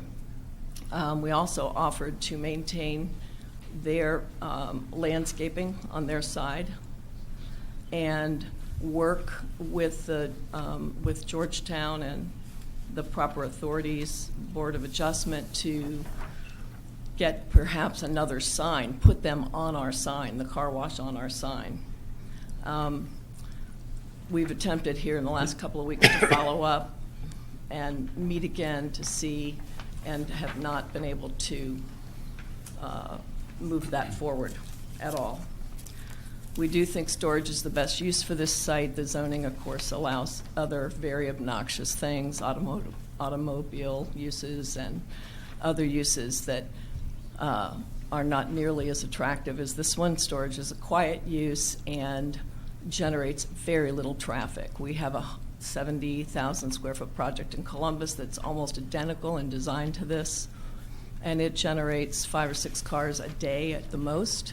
And I have statistics, if you're interested in seeing them, and that support that 5 or 6 cars a day coming to a storage facility. So it's very low traffic, has very little impact on connector roads traffic, and very little impact on this access road.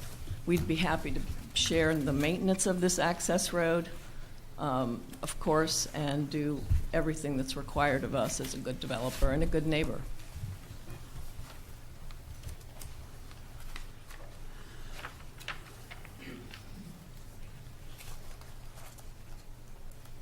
That's all I have, unless you have questions.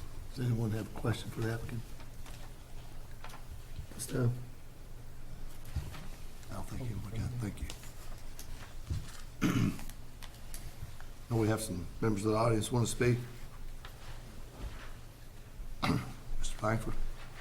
Mr. Chairman, members of the Planning Commission, my name is Bruce Langford, and I'm here for Greg Johnson, David Lusby, Robert and Tuesday Anderson.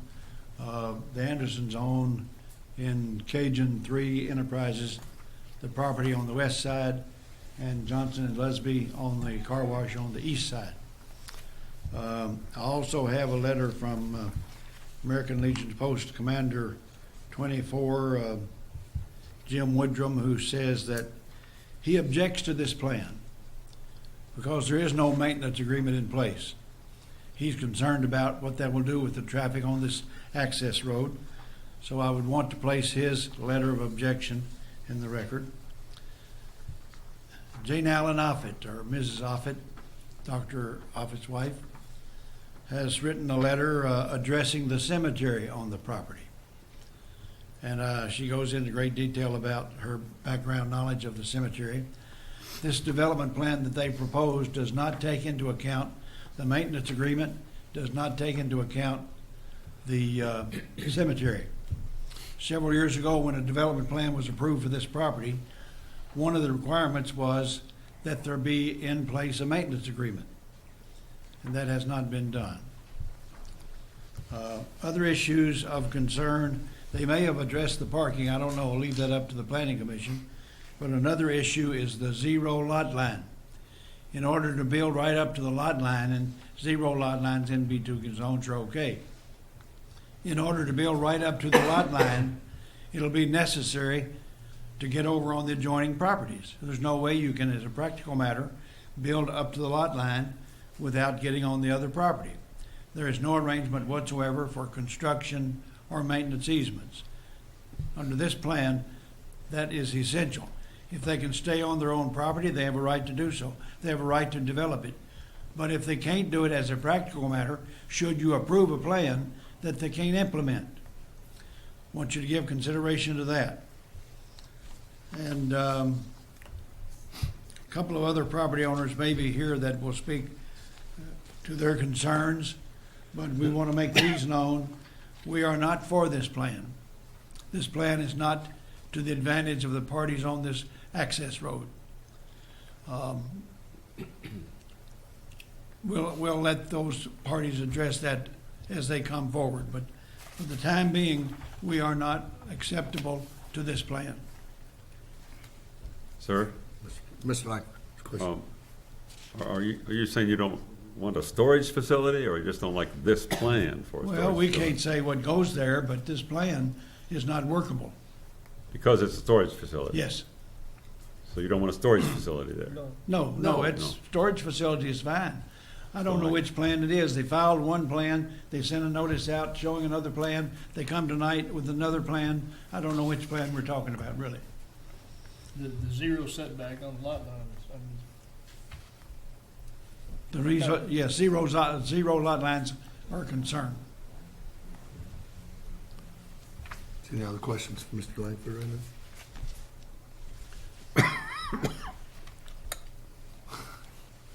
Any question?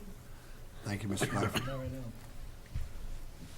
Someone else want to speak? My name's Greg Johnson, 4048 Long Lake Road, Stamping Ground. I'm owner of the car wash, Long Lake Road, with Sean and David and one other guy.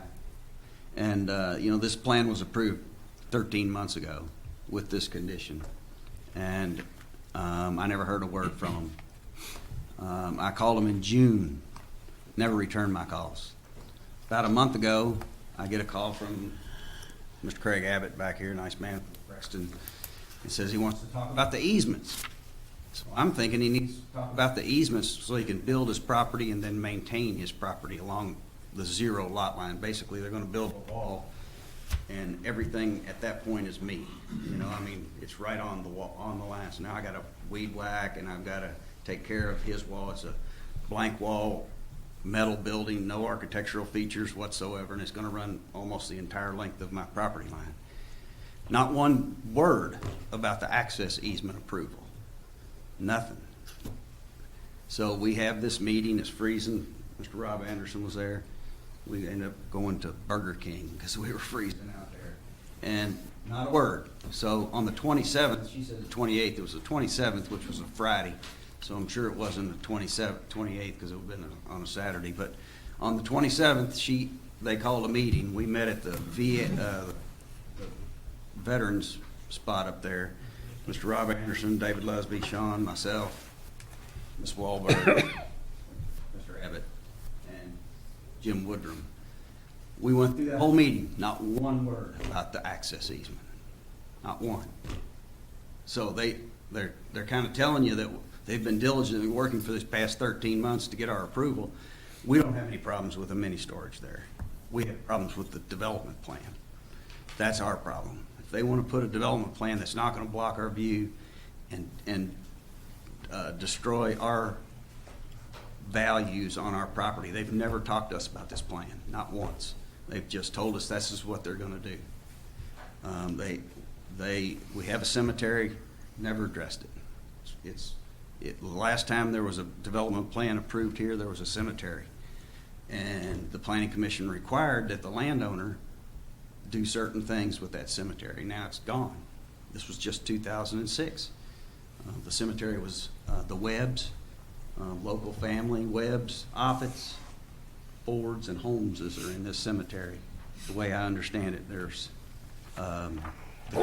it's been turned over to the Heritage Council several years back. They've been out there, they evaluated the site, they have a file on it. It's in the history books. You can't put a building over top of it. That's my take on them. Our biggest thing is maintenance. They got to maintain it, or I got to maintain it. I mean, it's my property. I'll have to weed whack the whole time. The building's about 9 feet 4 inches tall, I think. I've never really gotten anything from them on the exact height. But on Mr. Anderson's side, they have even a taller wall than that, and it goes the entire length of his property line also. I know he wants to stand up and say something. I don't want to steal your thunder, but you steal all the glory you want. Anyway, our saving grace was this condition number 7, and we've hung our hat on number 7. We've known of 7. No one's ever talked to us about it, not once. And so if they can stand up here and tell you that they're transparent like she did, and that they're working diligently to solve this issue, I'm here to tell you that I haven't heard a word, even right now. And then even just now, she gave me this new plan at 5:58. Okay, 5:50, this meeting starts in 2 minutes, and she hands me the plan. The plan that she handed me right here does not have the alternate office location. It's got little red marks on it. You know, I mean, I don't know, 13 months, and that's what they come up with. And then say that we're holding them up. I just don't see it. So anyway, if you have any questions, I'll be glad to answer them. Does anyone have any questions for Mr. Johnson? Does anybody remember where the cemetery was roughly? Yeah, right by here. right to it. It's right about Where that little building right is? about here. Okay, you been to the car wash? You know where you drive into the kiosk and you talk to the little lady on the computer? And then when the gate comes up, you have to turn a little bit. It's right there on the right. Goes across the property line. It's on my property. It's on their property. Was it like one grave or No, several graves? according to Jane Allen Offit, I don't know. I know you know who Jane Allen Offit is. She says it's 10. Yeah. There's no markers out there. I walked it today. I couldn't see anything. Yeah, I'll tell you the story about that. According to the Heritage Foundation, there was a man that Charlie will remember, Judge Bobby Hall Smith. Bobby Hall, yeah. He owned the property, and he didn't want it to be a graveyard, so he took all the gravestones down and threw them away. Wow. And so he got in trouble for it too. You recall that? I'd forgotten it, but I do. Somebody much younger than Charlie. Yeah, but they did say, according to Heritage Council, the coffins that are in there are made of cast iron. And so they're still there. Yeah. And it's not just bones. I do have an Alta that specifically says There is Come no up cemetery. to the microphone, please. Sorry, I have an Alta that I have copies of here that specifically says there's no cemetery. So if there's a cemetery, it was unbeknownst to us. And may I make a few other comments? Yes, ma'am, go ahead. I'm going to give you this one. It's one of the notes. Might be on this plan, too.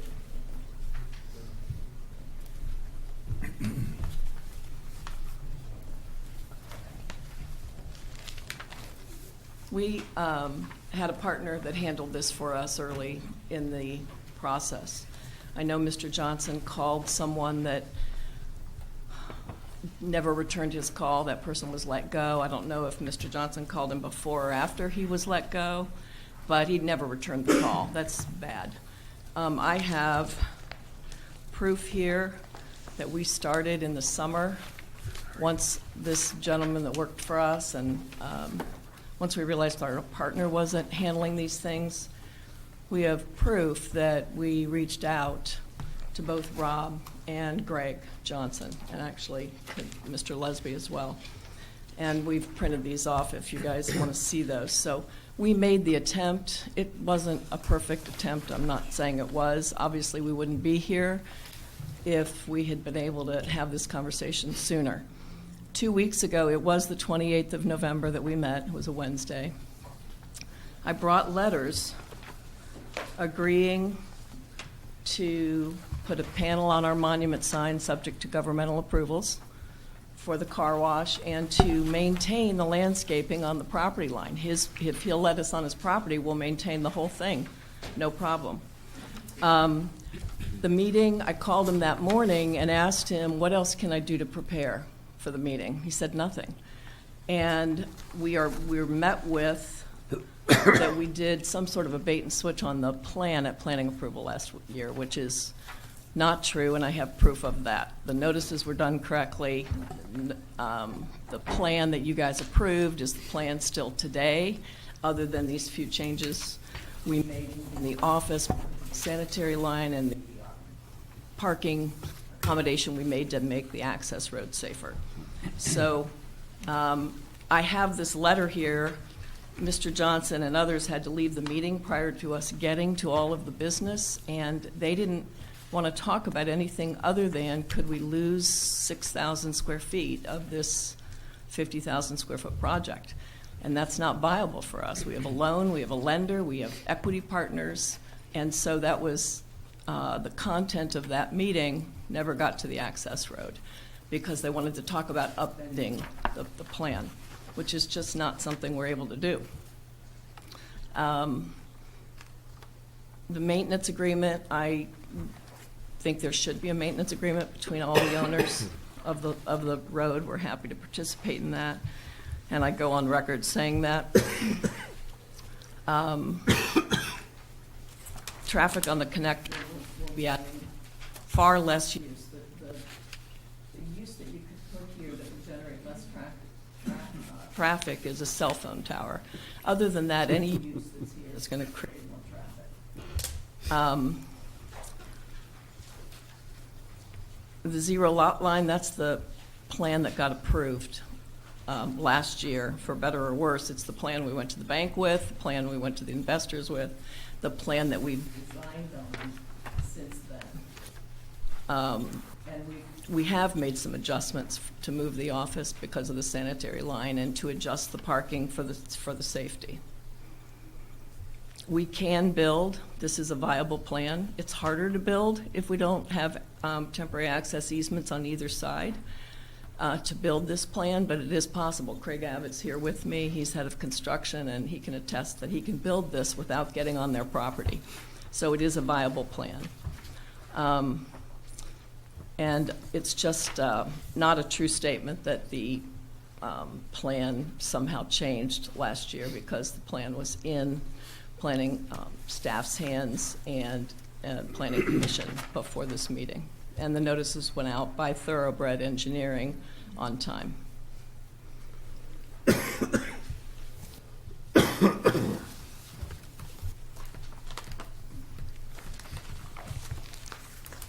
What you had just handed us, I don't understand what that was, what that That's is. the old car dealer. That's what the lot looks like right now. And there's a note on that Alta that says there's no cemetery on the property. And that's what we've relied on. And that's a recent Alta we did within the last, probably, Planning Commission. I'm guessing we did it last fall. So you didn't know there was a cemetery when you bought it? Had no idea. All right. We have an Was that Alta take- that says there's actually no cemetery. Was that taken into account when this was approved? I don't remember. I don't That think there it was no 'cause cemetery I don't there? think we knew there was a cemetery. You didn't know there was one I don't think either. anybody knew, and our Nobody knew. engineers clearly didn't know because they put a specific note on the Alta saying there is no cemetery.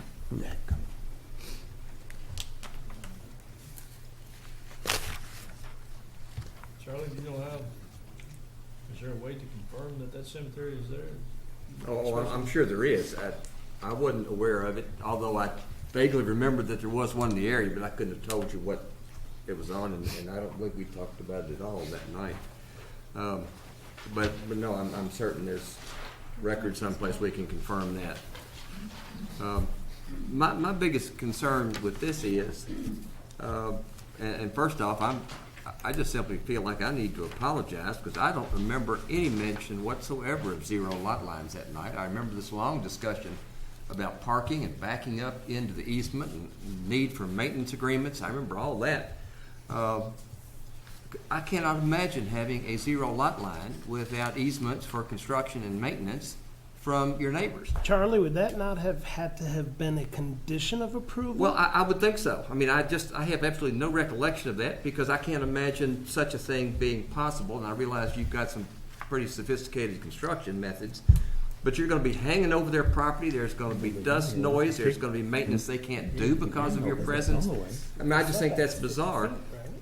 Number 7, I think, was appropriate, but it should have had number 8 that said you got to have maintenance and construction easements to go with it. It seems, and I questioned this yesterday, and Joe pointed out that, yeah, B2 allows it, zero lot lines, and that's fine. It does. I'll look to see.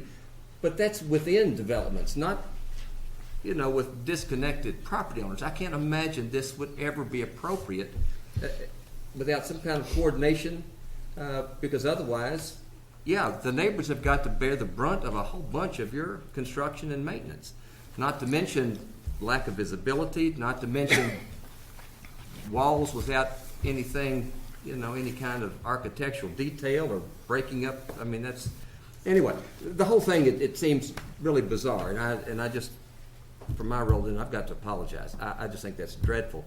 And the only way I think it should be appropriate is, number 1, is if in fact the other persons who own this easement consent and enter into some sort of agreement to maintain and all that sort of thing. And I still think it's just out of this world, just unbelievable that we are allowing this without the neighbors having granted easements for construction and maintenance. I would like to hear what your methods are, because I think that'd be fascinating, but dumb old me can't imagine anything of the sort that's not going to be a great imposition on the neighbors.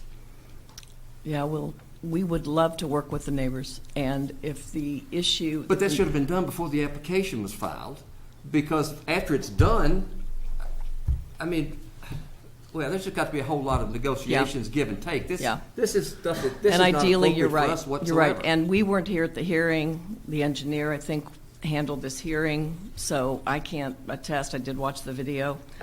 We had a partner involved down here who was handling it for us, so we typically go to the neighbors, as we were attempting to do here, and ask for access easements, temporary construction and access easements, and we agree to do things for them to help the nuisance of it. While we can build this without cooperation from the neighbors, we don't want to, and legally, we have a plan of approval with a condition that is met by taking care of the access road. So we'd love to work with them and get a mutual agreement. We cannot upend the plan at this point. It's too late. So we're left with this condition 7, which Matt testified here the reason he mentioned 7 is not so we can talk about zero lot lines and all of that, but so we can talk about the access road and the safety of it. And I think the revised plan we showed today, when we understood his concerns, the revised plan we showed today addresses those safety concerns. And that's the issue that we're here to talk about. And we're a willing participant in a maintenance agreement in making life easier for these neighbors. We absolutely are. And our record would show that we are very inclusive in our process typically. And this, because others were doing it on our behalf, did not happen. And I apologize for that. We shouldn't be here. But here we are. The new plan you're talking about, is that the one with the red lines on it? Yeah. And I'll be quiet just 1 second if I might, Mr. Chairman, but just your one statement, quote, "If he'll allow me on his property, we'll maintain the whole thing." That alone says this is just a ridiculous plan. I mean, it's just ridiculous. And again, I apologize for the role I played because I just overlooked it if we talked about that at all. But that's just, I just think this is absurd. And I think until we nailed down disappearing cemeteries, we nailed down easements, we nailed down any number of things, I just think this is absurd that we're even here. And by the way, I had a question asked of me by Matt, and when we talked about the notice question that Greg raised a minute ago, that there was a plan circulated with your notice when we were going to hear this, what was it, November of last year? Mm-hmm. And you said there was nothing irregular about it. And when we talked about it, Matt didn't mention the zero lot lines. I didn't go back and look at it. And again, I never had any clue about that until Monday. But if, in fact, the notice had a plan with it that you were going to submit and it didn't show zero lot lines, and then we actually had a hearing on it and people were dissuaded from coming because it had a plan that wasn't an applicable plan, then my answer to Matt would have been different. And I know you didn't realize I didn't know what I was talking about. But I didn't, because it had, if what was published to these people had no zero lot lines, and as such it was just your standard plan, and they said, well, no need to go. I mean, that's standard stuff. And then you come in there with no easements, no nothing, no notice, and zero lot lines, then my answer to that would be entirely different. I apologize to you too, Matt. The notice went out. I'll shut up, Mr. The Chairman. notice went out without an attachment, as far as I know. I mean, we researched the city records. We have the letter that went. It has no attachment. It says call the planning commission for the plan. Well, and if it didn't, and that was a misunderstanding of what someone thought was sent, then you can disregard that. Yeah, I'm telling you, we have no ill intent here whatsoever. And I'm not saying that, please. I'm not saying that at all. I'm just saying if people were misled, not intentionally, I don't believe you did that at all. But if people were misled, then I think we have a problem with our notice. And again, zero lot lines without both sides being involved in it, I just think that's just beyond the pale. Well, we've been... That's why they don't pay me to be a planner, though, perhaps. I don't know. And we've been reaching out since summer, since we've gotten directly involved, since our partner and the engineer is not involved now. We've been reaching out since summer, trying to work out access easements and cooperative agreements. And when I said we would be willing to maintain his boundary, that's an offer to maintain his landscaping to be a benefit to him, not to be a detriment in any regard. That's what's bothering me right there. You said you had $1.7 million invested in this property right now, but you have no agreements with any of your neighbors on their properties. I don't understand why anybody. I'm not rich, but before I'd invest any money in this property, I would make sure there's some agreements in place before I ever invested any money. I don't get that part of it. We thought the only issue was the access road, and that would be an issue easily that we could work out. On a zero lot and line that would we be an issue. We But have. didn't we approve that? Yes. But it's like Charlie said. But that's kind of water over the dam. I mean, and Yeah. we have I agree with situations you. all the It is at time. this point in time, it's water over the dam because it's already been approved. Yeah. But like Charlie said, if we thought this was on a bigger lot, why wouldn't we approve it? Of course, I'm gonna tell you what I said is no, because I don't approve anything on Connector Road. Y'all know that. But I just thought, something just don't. Yeah, and we're in the situation all the time where we have plan approval and we go seek those access easements. We thought someone else was doing that. When we discovered they weren't, we started this summer trying to get this nailed down to the benefit of everybody. But it isn't. I would like to address that. I am a neighbor. Just a moment. And we, I lost my train of thought there. So we come back to this access road and the safety of it. And that's what we're here to discuss. We don't have a right to say backsies now. you No, know. no. Let's let these folks speak again, please. Greg Johnson again. There was a plan, and there was no zero lot line on the plan, and I have 4 people. Me first, there was a plan. I got a plan, there was no zero lot line. Was there a plan? Do you all Sure. have copies of that plan? No, this was a year ago, 13 months ago. I have the whole submission right here. Was there a plan, Sean? Was there a plan, David? 4 people, we got a plan. We looked at that plan. So it's not water under the bridge. We were deceived. I'm not saying we were deceived intentionally. Never said that. But we looked at a plan, we said it's not our favorite thing, but it's acceptable. So we never showed up. So to me, what Charlie's saying is right on. We got 4 people who will attest, and we're all under oath, that we got a plan. And she can say we didn't get a plan, but we got a plan. It came in the mail with the notification, and it came. We It ought looked to be at in it. our records too, shouldn't it? The plan is in your record. You all have one plan dated October 2nd in the record. And October 2nd was the deadline to submit.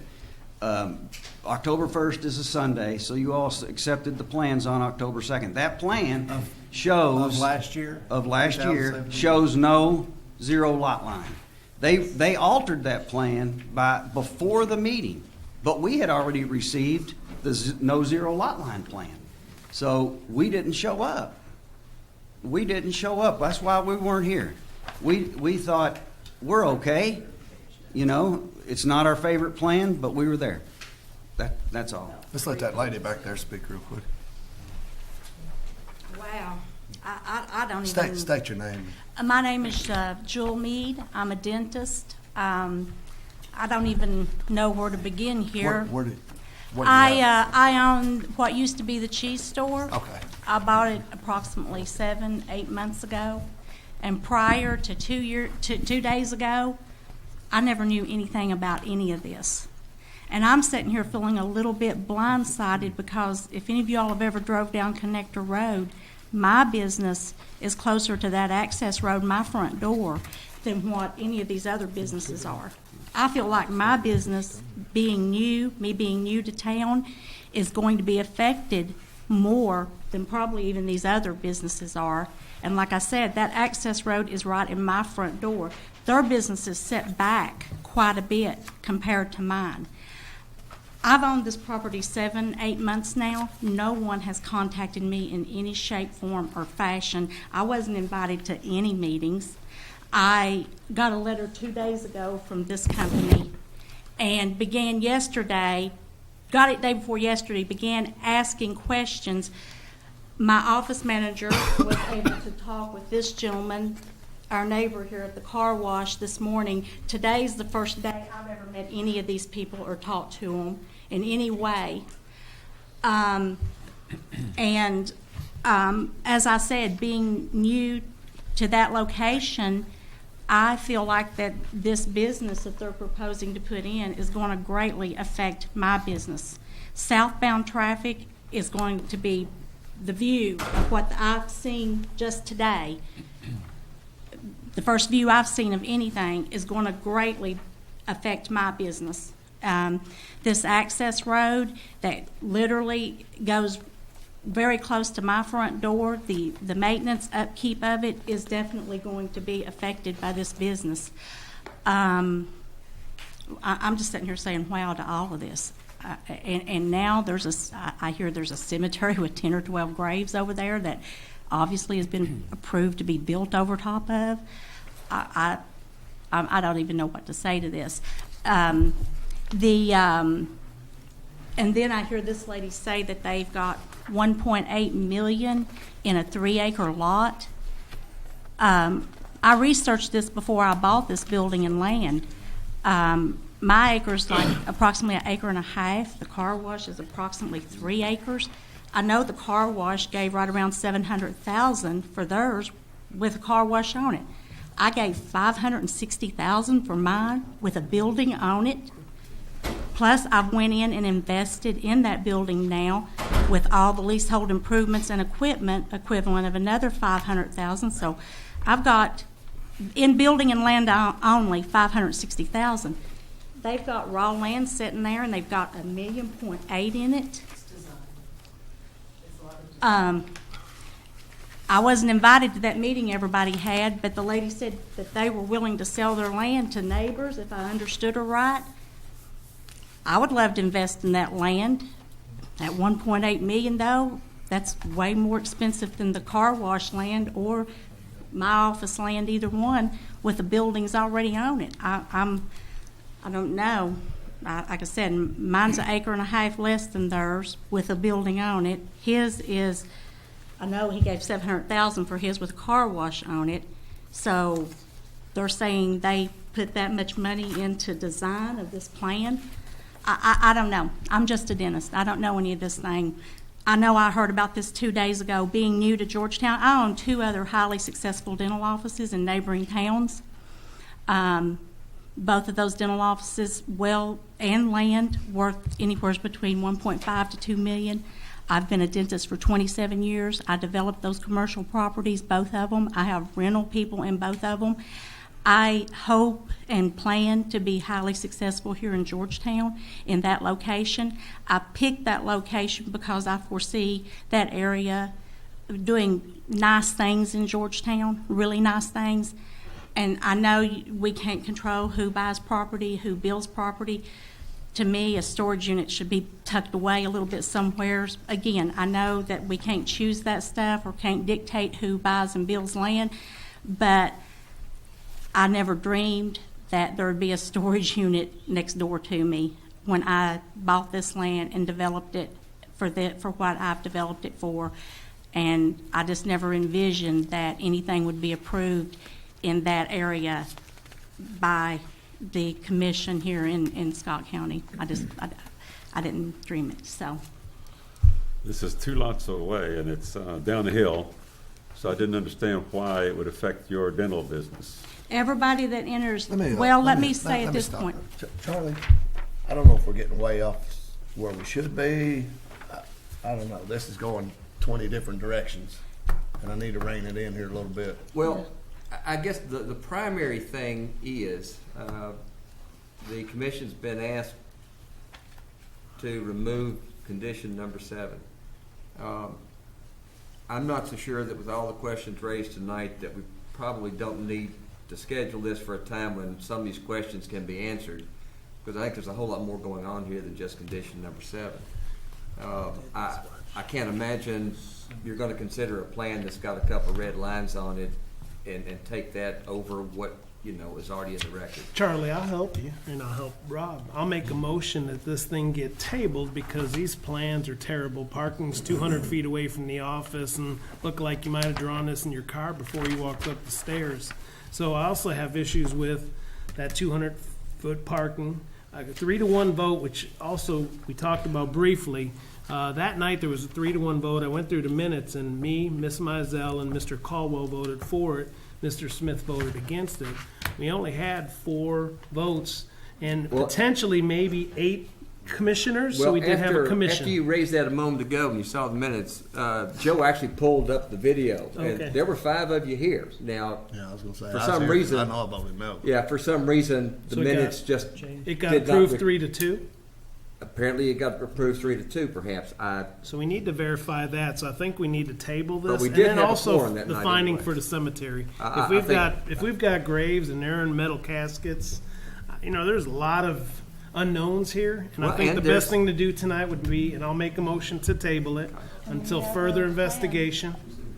And to see what the plans. And to see what the look like. plans are, what they look like, and find out if there's a cemetery and get clarification of the vote, because that's kind of a really bad type minutes if we're off on those votes like that. Sir, I would like to answer Mr. Wiseman's question sure. about that access road and how it affects my business. Unless I'm badly mistaken, and again, I've not been there just a few months, and just opened my doors this past Monday, but been doing construction there for a lot of months and really anticipating opening the traffic and watching traffic real closely there. 9 out of 10 cars or vehicles that enter that access road in my front door and in my driveway, my parking lot. To go to the car wash. To go to the car wash or whatever only- they do. They don't enter on the other end. They enter on my end, in my parking lot, in my front door. There's So no other that's how it business. affects my business No and other the business there now except the car wash, so it has to be car wash traffic that's, you're observing. Let's get to Mark's motion now if we can. 'Cause Mark made a motion to Thank you. table this so we can have more discussion on all of this. I'll second. Well, Charlie, do we need to ask if anybody is in Well, opposed to I- that? I Because would know the suggest- applicant has rights too. Yeah, well, I would suggest that applicant and neighbors and everybody do their best to supplement the record, be that about cemeteries, be that about the notice.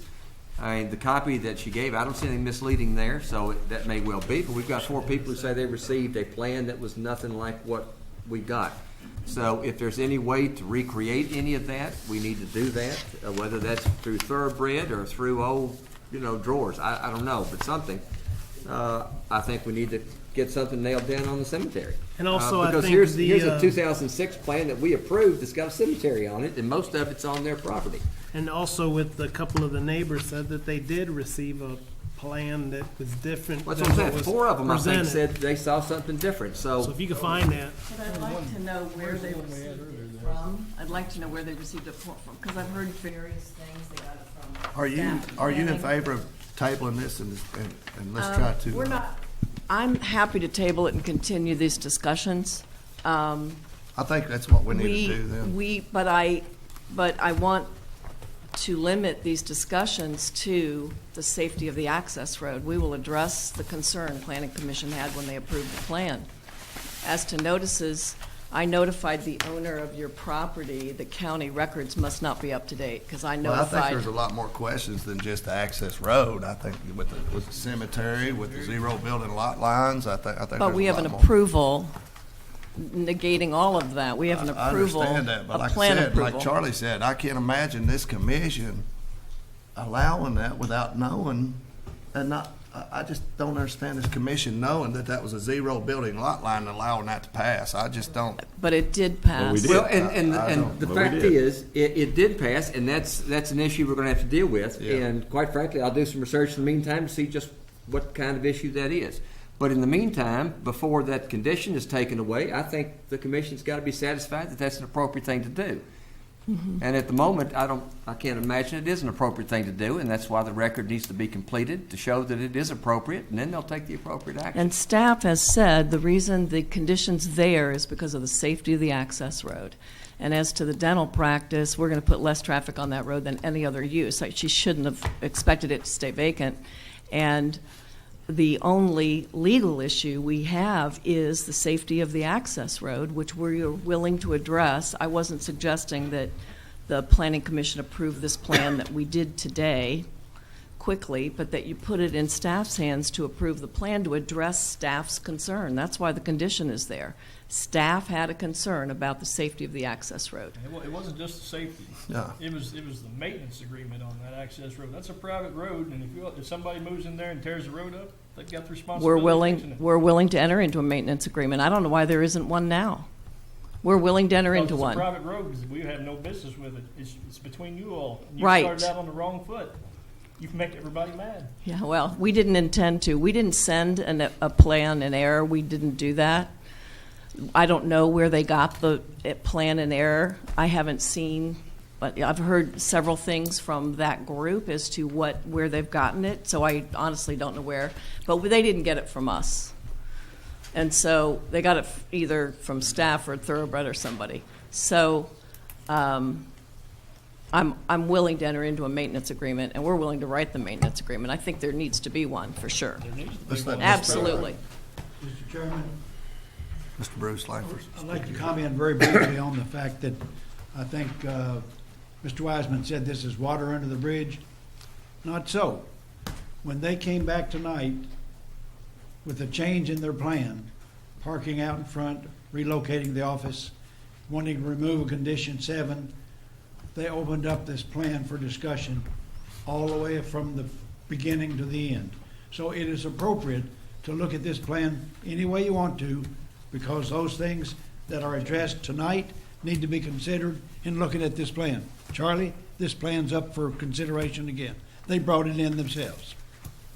Well, either that or be satisfied that we say number 7 hadn't been satisfied, so you can't build. I mean, this isn't just as simple as I'm sure you'd like it to be. Mr. Lusby, you want to speak? I'm David Lusby. I'm one of the adjacent property owners. The reason that we didn't come to any prior meetings was because the original plan that we did receive, and I'll attest to that, I was sworn in tonight, did not have the flanking buildings down the 2 property lines. And there's no question that the one on both sides of Mr. Anderson, as well as the property that we own, comes all the way. The building is 10 feet tall. It's a time and a half higher than any privacy fence. We have issues with privacy fences right now, and the limitation on those is supposed to be 6 feet. It's going to be at least a time and a half taller than that. It comes out to the road. One of the most important things to any business, especially a car wash, is visibility. And a dental office. And to Mr. Anderson, whatever he decides to put there. Half of our visibility is going to be eliminated for any traffic that's going to be driving south in the future. We spoke with the new property owners about the price, the $640,000. And they have sent us information, but we just can't understand how in the world you could be all the way up to $1.8 million at this time. How could you spend an additional $1.2 million and not anything to the property? I understand development. You all know that. I've been in banking and development for 25 years. How in the world I'd like to see an audited statement that Mr. Anderson and I would buy that. We've offered to buy the property. If it was reasonable, we'd buy the property for the cost of the property and the justifiable audited expenses. We haven't seen audited expenses. We've been told that it was additional $1.2 million. How in the world could that possibly be? And you all are asking the same question.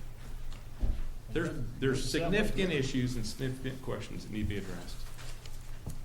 I think we're going to move on. Well, you have a motion in a second. Yeah, I think we're going to move on. We have a motion in a second right now to table this, and we'll set a meeting date after we take this motion. We got a motion by Mr. Solsky and a second by Mr. Mifflin. Yes. All those in favor of tabling, say aye. Aye. Those opposed, motion approved. Now let's set a meeting date for this. Don't matter to me what day it is. This is my last meeting. Y'all can do what you want to. I do want to make one more comment. I beg your indulgence. This is a $4.5 million project. We bought the land in March. We've been doing design and ordering building materials and that kind of thing. That's how you get from $700,000 to $1.6 million or whatever it is. And we sent them AIA draws that go to the bank. So they have the detail of how we spent that money. It's not. I make one last comment. Why would you do that before you have approval? Before you have approval, I don't understand that. Most people I know that develop have approval. We understood that other people involved with us were doing it. When we realized they weren't, we've been trying since July, and I have those records to reach the neighbors to have the discussion. All right, that's the end of that discussion. Let's set a date for this hearing. It'd be the next one, I guess you want to come back to the next meeting. Well, if it's a special meeting, somebody has to pay for it. I'm sure nobody wants to pay for it, so we'll have to put it on. I think these questions are serious enough. It doesn't need to be a special. It needs to be at least 1 month down and maybe even a couple. But so next meeting's January 7th. Is that? Or I'm sorry, January 10th. Yeah, January 10th. My bad. January 10th with you guys. Is that good with you guys? January 10th. Sure, we'll make ourselves. Is that the work session or? No, workshop's January 7th. There will be a workshop on that Monday before that meeting. Okay, so you can come to that Okay. workshop. So a lot of discussion gets done there and try to get some of this hashed out. And can we all come to that workshop? Absolutely. Yes. Okay. Everybody's welcome. It's better off there. That's great. Yeah, we're willing to work something reasonable out. I am going to object that we've opened up this for a new plan approval. That's not a position that I think is defensible. Who brought the new plan then? We revised the parking at the request of We're not going to staff discuss this to anymore. Okay, address, let's leave it move for on. next to address condition 7. She's made her objection. Let's move on. Thank you. Thank you guys for coming. Any other business, Joe? I think it's supper time now, Mr. Chair. Sounds like to me. See you, David. No, you got a couple more things on the agenda. Rob, one thing quickly. Oh, not you guys. No. 2019. You all approved the, and we're, Ben and I have changed our plan very slightly, but 1 minute's worth. You all approved the memorandum of understanding with GMWSS over the repair work in Edgewood. The work's been done. One of the conditions of your all's approval was that there was a limit of 15 grand on there. GMWSS looked at it, liked it all, except that limitation. They wouldn't agree to that, so they marked it out. The work's actually already been done. It came in under that, so that provision's moot. So my suggestion is, and there's a memo floating around somewhere between my office and P&Z, to just go ahead and sign the thing. We'll send it down to GMWSS for signature, because those two parts, one, that's the limit, that's all you all will pay, and number 6 was, and they'll do the work anyway. Well, that was stricken, but it doesn't matter, because it came under 12,000 and change instead. So that's all we need to say, and you can, before you leave, you can sign, or, in the meantime, Mark can sign. But we need to sign it and get it down to them for signature. Two things I'd like to say before we, approval of the 2019 application deadlines. I reviewed them, so I'll make a motion to approve the 2019 Do you have application anything to say on that, Joe? deadlines. Nope. I second. All right, Motion by myself. Mr. Solsky, second by Ms. Mizell. All those in favor say aye. Aye. Those opposed? And the only other thing I want to say, if you're going to do C, is Rob mentioned his last meeting is this month today.